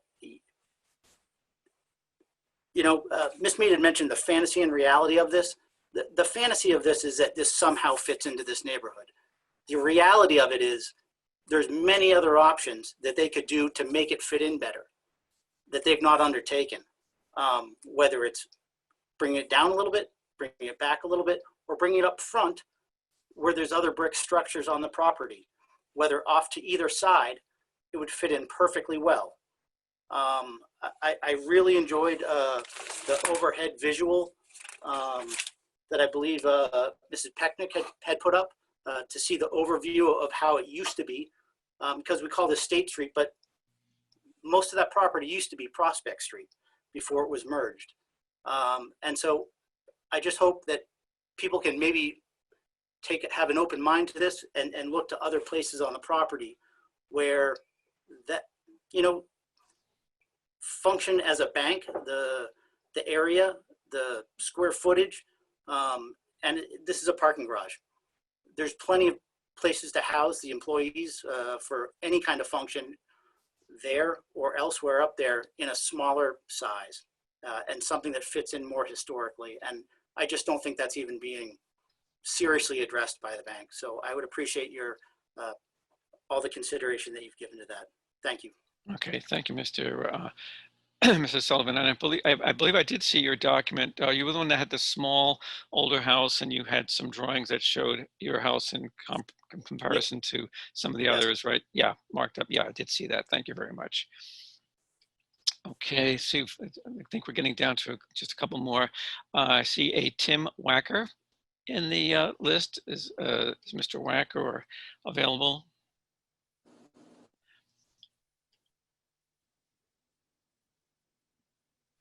Okay, let's see. Hello. Am I coming in now?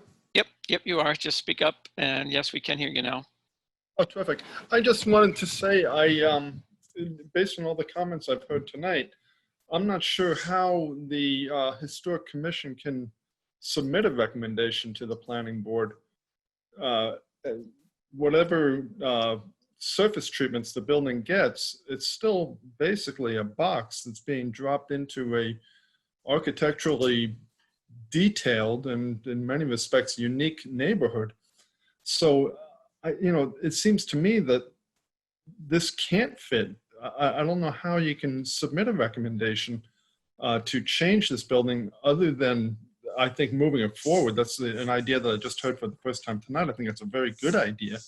But any way you cut it, if that building gets built to those dimensions, and it seems like IFS is not going to yield on those dimensions, it is going to be a hardship that is weighed upon Otis Street and Prospect Street. I mean, Mr. Ziemba's remarks are certainly, they resonate for the entire city, but at the end of the day,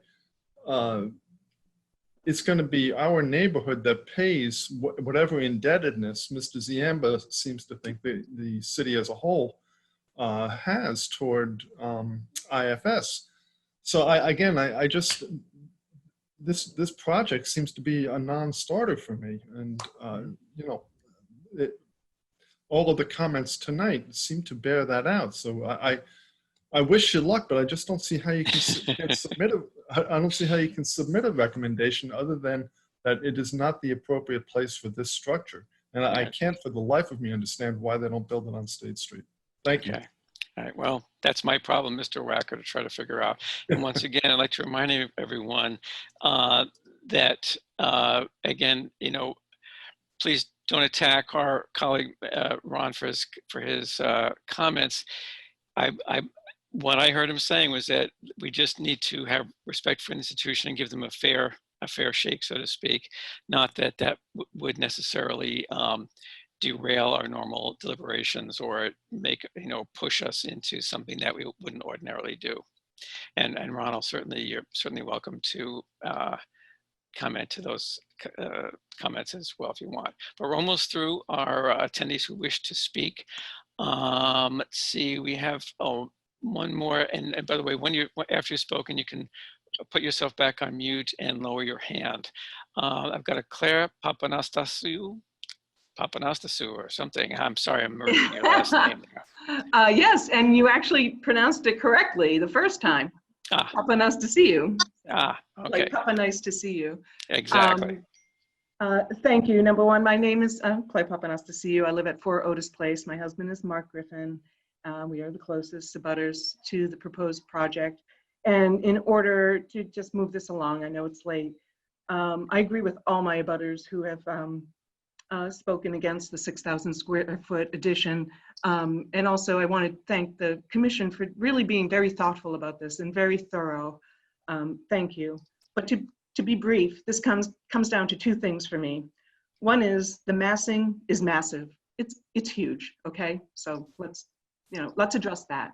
And number two, the bank can do better. So that's all I'd like to say. So thank you. Okay, well, I certainly thank you for being very pleasantly brief. That's well, I agree with all my abutters, so why right. rehash, correct? So let's just. Actually, I was taking notes here. Give the others. It's massive, and thank you. I had the beginnings of a phrase here. Thanks for something, but then I stopped. For who? Where? I'm trying to summarize your comments from my notes here. Oh, I'm a fast talker, so my apologies there. So, all right. So, I wanted to thank the commission for its thoughtful comments. Oh, okay. I didn't want that to You're go welcome. unnoticed. Okay, very good. Appreciate it. Okay, we're almost through. Now, Ms. Mead, I know your hand has been up for a while, and I know you've spoken before, but I know your name has come up a couple of times in other comments, so I think it's only fair to give you a chance to make a brief final comment if you would still like to do so. Thank you, Mr. Chair. I think that facts are particularly important, and I would like to correct a couple things that have been said. I did not say that the new addition was 26 feet. In fact, the new addition is 29 feet, 8 inches. And the relative average of the eave lines of the surrounding houses is at 130 elevation. And so that may be your confusion. On the plans, there are both the height in feet as well as in elevation. Additionally, there was a comment earlier about that the bank needed to be set back from the street to be consistent. Well, in fact, all of the buildings on State Street, on Prospect Street, on Otis Street are all immediately on the sidewalk. And contrary, this bank building, proposed building, is set back to provide a relative space between the pedestrian and the building itself. And so if you look down this street, you'll see on Otis, there's nothing in front of those houses except for a couple bushes right here on the corner. If you look at this street, I think it's slide 24, Andy, and look down Prospect Street. Thank you very much. You can see, and this is actually a really good photo, that those houses are immediately on the sidewalk. And of course, many of these steps are into the sidewalk. The bank is set back from the sidewalk and has landscaping. What is also very good about this particular photograph is you can see the eave line of the bank, or the edge is at the eave line of the houses across the street. And what is of particular note is that the way these houses look together as you look down the street is they look as one, and they don't look like single individual houses. And so to say that this proposal is different than what exists in the neighborhood, I believe is just wrong. And I wanted to make those factual comments clear, and I would actually ask the commission to consider that a setting is more than just what is immediately around, but is in fact a myriad of layers involved in what a setting is, as I described earlier. Thank you. Okay, thank you, Ms. Mead. I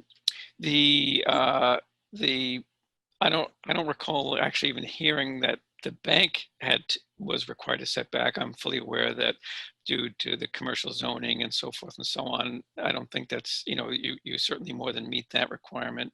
There's no argument there. And there's certainly no argument that the older houses in which many of us dwell, not only on Prospect and Otis Place, but also around the city, the older parts of the city, are not set back from the sidewalk virtually at all. Yeah, so no argument there. Right, there's a comment by an abutter that, in fact. Oh, I see. Right, thank you. Okay, well, maybe I missed that one then. The only thing I would take some issue with is existing houses read as one.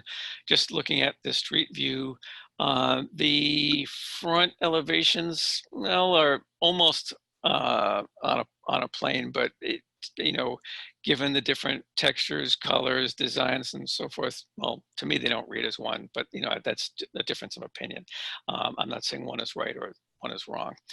Okay, well, I think, let me just double check. I think everyone that had their hand up has spoken. There's a couple of people whose hand is still raised, but I know they have spoken, so I'm assuming you just haven't taken your hand back down. So I'll go back to our panelists. By panelists, I mean our commissioners. Would anyone else like to make any last comment regarding this whole matter?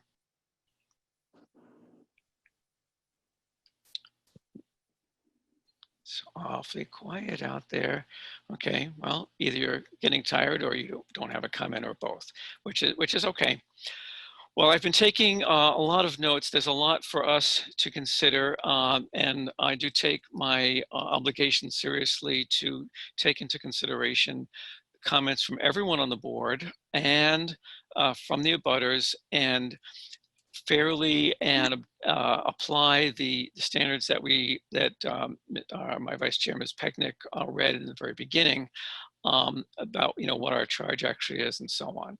I'd reiterate that this is it's kind of a bit of a outlier, so to speak, in that it's not a formal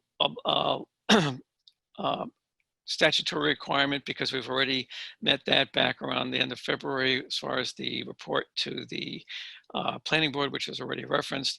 But again, they did ask for us for an opinion on the revised plan. So that's what we're going to try to deliver to them in time for their review next week, where this matter will be before the planning board. And I would encourage, I know the bank and its representatives will be there to represent their side of the story, so to speak. And I'm sure there'll be many abutters there as well, and to hear not only the type of comments you aired tonight, but also other things that the planning board needs to take into consideration as the governing body in this case.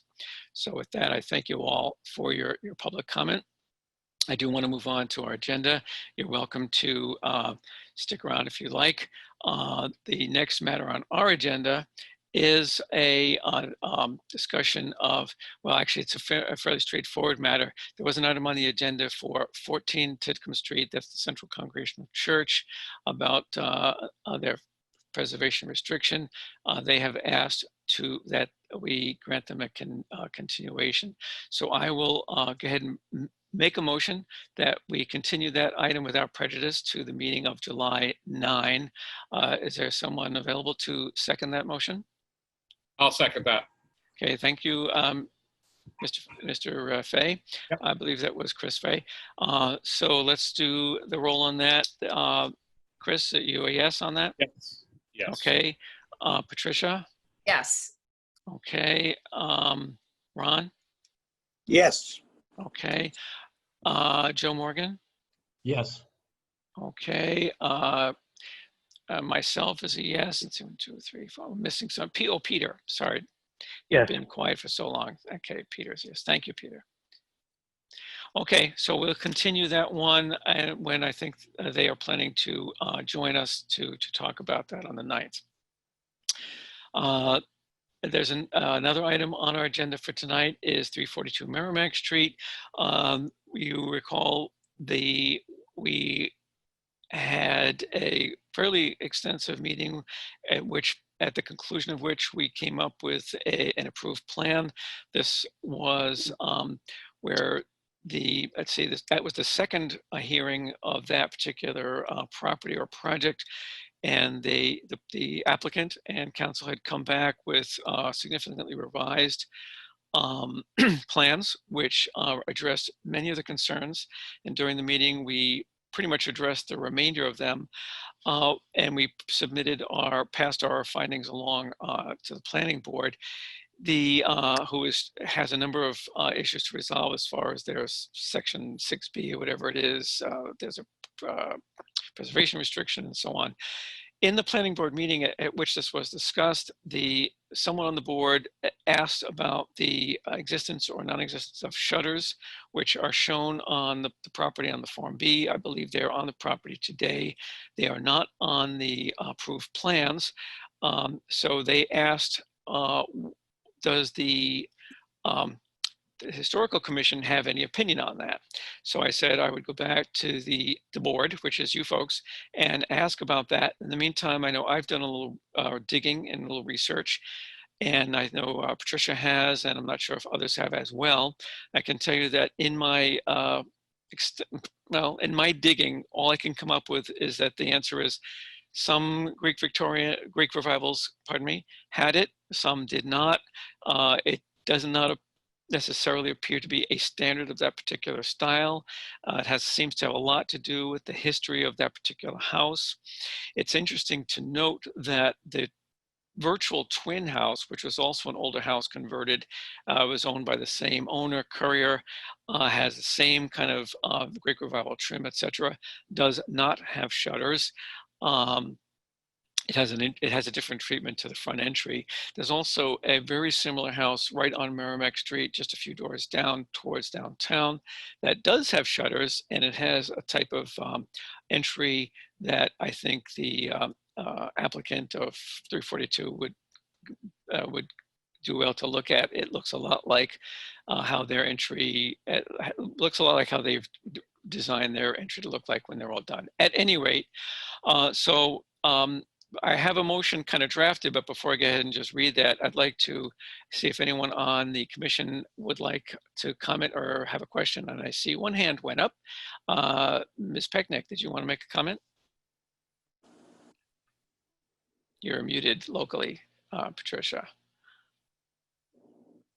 Okay, yeah, so the Secretary's standards recommend against removing historic shutters. So I was trying to figure out if these are historic, and like you, I consulted, you know, the Field Guide to American Houses, and it says some did, some didn't. There's a book, Restoring Your Historic House by Scott Hansen, that has a whole section on federal houses that were updated during the Greek Revival period. And again, like you, I looked at 2 Merrimack Court, which in its Form B has shutters, but now doesn't. And since it's an addable and removable feature, I don't take a position that the applicant should be required to repair or replace them. Mm-hmm. Okay. Okay. Anyone else have a comment on that? Give it going once, going twice. Okay, well, I'll read the motion I've drafted. The motion reads as follows. It is the opinion of the NHC that neither the presence nor absence of shutters on 342 American Street would have an adverse impact on the historical value of the structure or its contribution to the locale. So, anyone care to second that or not? I'll second that. That sounded like Ron. Did I get that right? Yes. Okay, thank you, Ron. Okay, so let's go through our roll call. Ron, since you were just speaking, your vote? Yes. Okay, hang on a second. Okay, Patricia? Yes. Okay, Christopher Fay? Yes. Okay, Joe Morgan? Yes. Okay, Peter? Yes. Okay, and me, yes.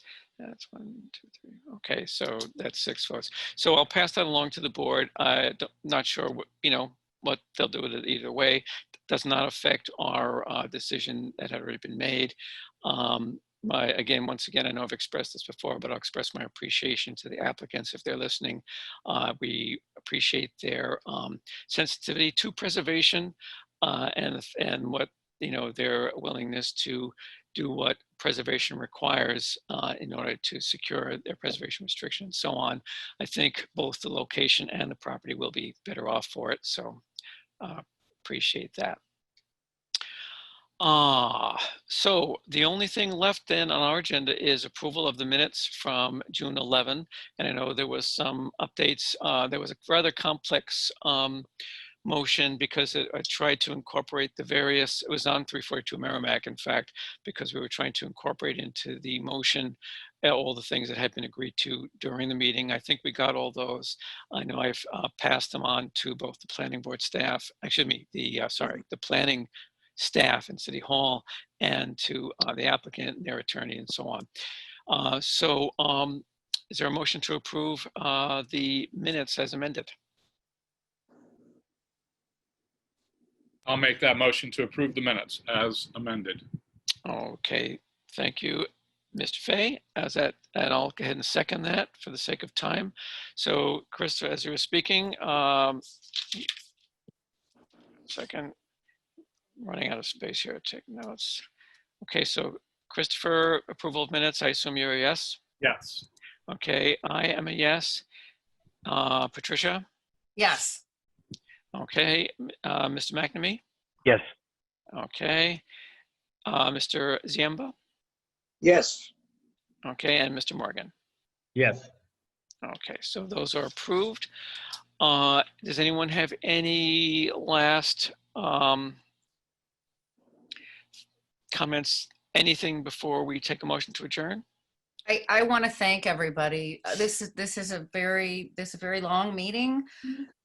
We've been thinking about this for 5 months. We're all volunteers. We put a lot of work and thought into it, and I appreciate it. This is the first big proposed project in the DoD since the ordinance was amended last August, and I think that everyone should be proud of all the effort that they made. I also really want to thank Gretchen, our note taker, who does such a fantastic job capturing some very dynamic, complicated discussions.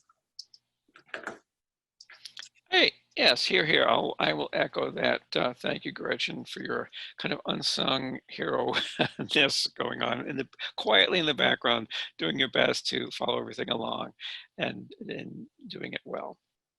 Okay, thank you, Patricia. As long as your mic is still open, would you like to make a motion to adjourn? Let me just check, make sure. What was that? This is Andy. Yes. Yes. It sounded like Andy Port was trying to get a word in edgewise, or not? Yeah, I apologize. Thank you. Could you clarify what you're expecting at this point as far as comments or to the timing of comments to the planning board for the institution? Sure. What I told the planning board chair, Bonnie Sontag, was that I would do my best to have them in time for their meeting. What that translates into more concretely is my goal is to have it to them before the end of the workday into your office tomorrow. I know in normal City Hall hours, you guys leave early on Friday. How late are you guys planning to be there tomorrow? Well, we can make sure that we check our email late in the day. I can check that. If you make sure that I'm copied, I can then forward that to the board. Okay. That was one of the reasons I asked members to kind of write up some of their comments, so I can do some copy pasting, hopefully not screwing that up, but basically kind of maybe hopefully put together some of their stuff as quickly as possible. And while the public was commenting tonight, I was actually typing them into a live document as we were working. So I've already got a lot of that input done. So that's my goal. I'll give it my best shot, and we'll see if we can't make that happen. Does that answer your question?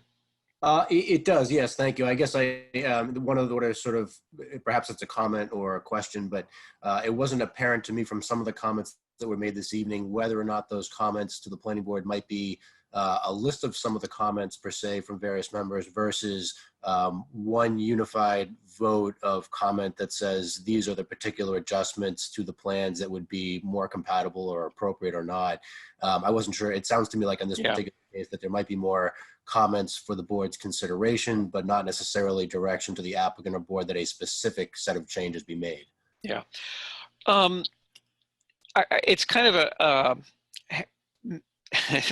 as the great Buddha once said, the middle path, in the sense that it's neither strictly just a random, quasi-random listing of various comments. I don't think that would be, it would be somewhat helpful, but not as helpful.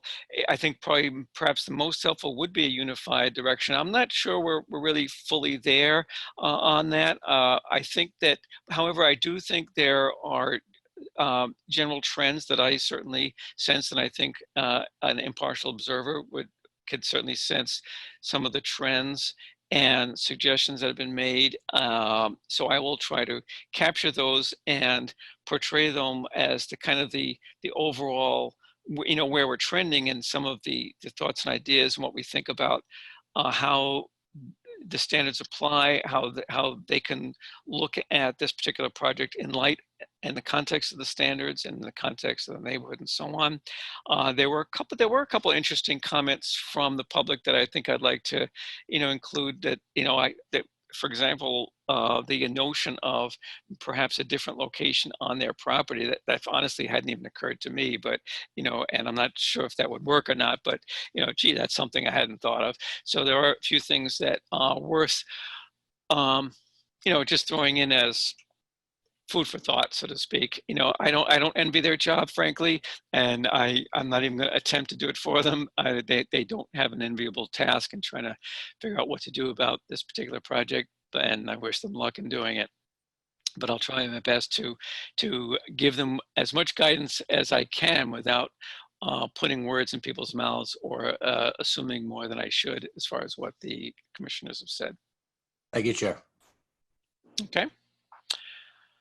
Okay, having done that, I think someone was about to make a motion to adjourn, were they? I make a motion to adjourn. You do. Well, thank you, Ms. Becknick. I'll second it. Okay, so we'll go around the board. Hang on. Patricia? Yes. Okay, and I'm a yes, as long as I'm talking. Mr. Ziemba? Yes. Okay. Joe Morgan? Yes, thank you. Okay. Peter? Yes. Okay. Who did I miss? Christopher? Yes. Okay, that makes all 6 of us. And we got to figure out what to do about Ron. Maybe have the city chip in and buy him a new iPad or something. Excuse me, about Malcolm rather. Okay, well, thank you all for sticking with it. Somewhat long meeting. I tried to keep things more or less on track, and you know, given the task, I think, you know, did okay. And with that, we can end the meeting. Thank you very much. Thank you. Thank you. Thank Good you. night. Thank you. Okay, good night, everybody. Good night.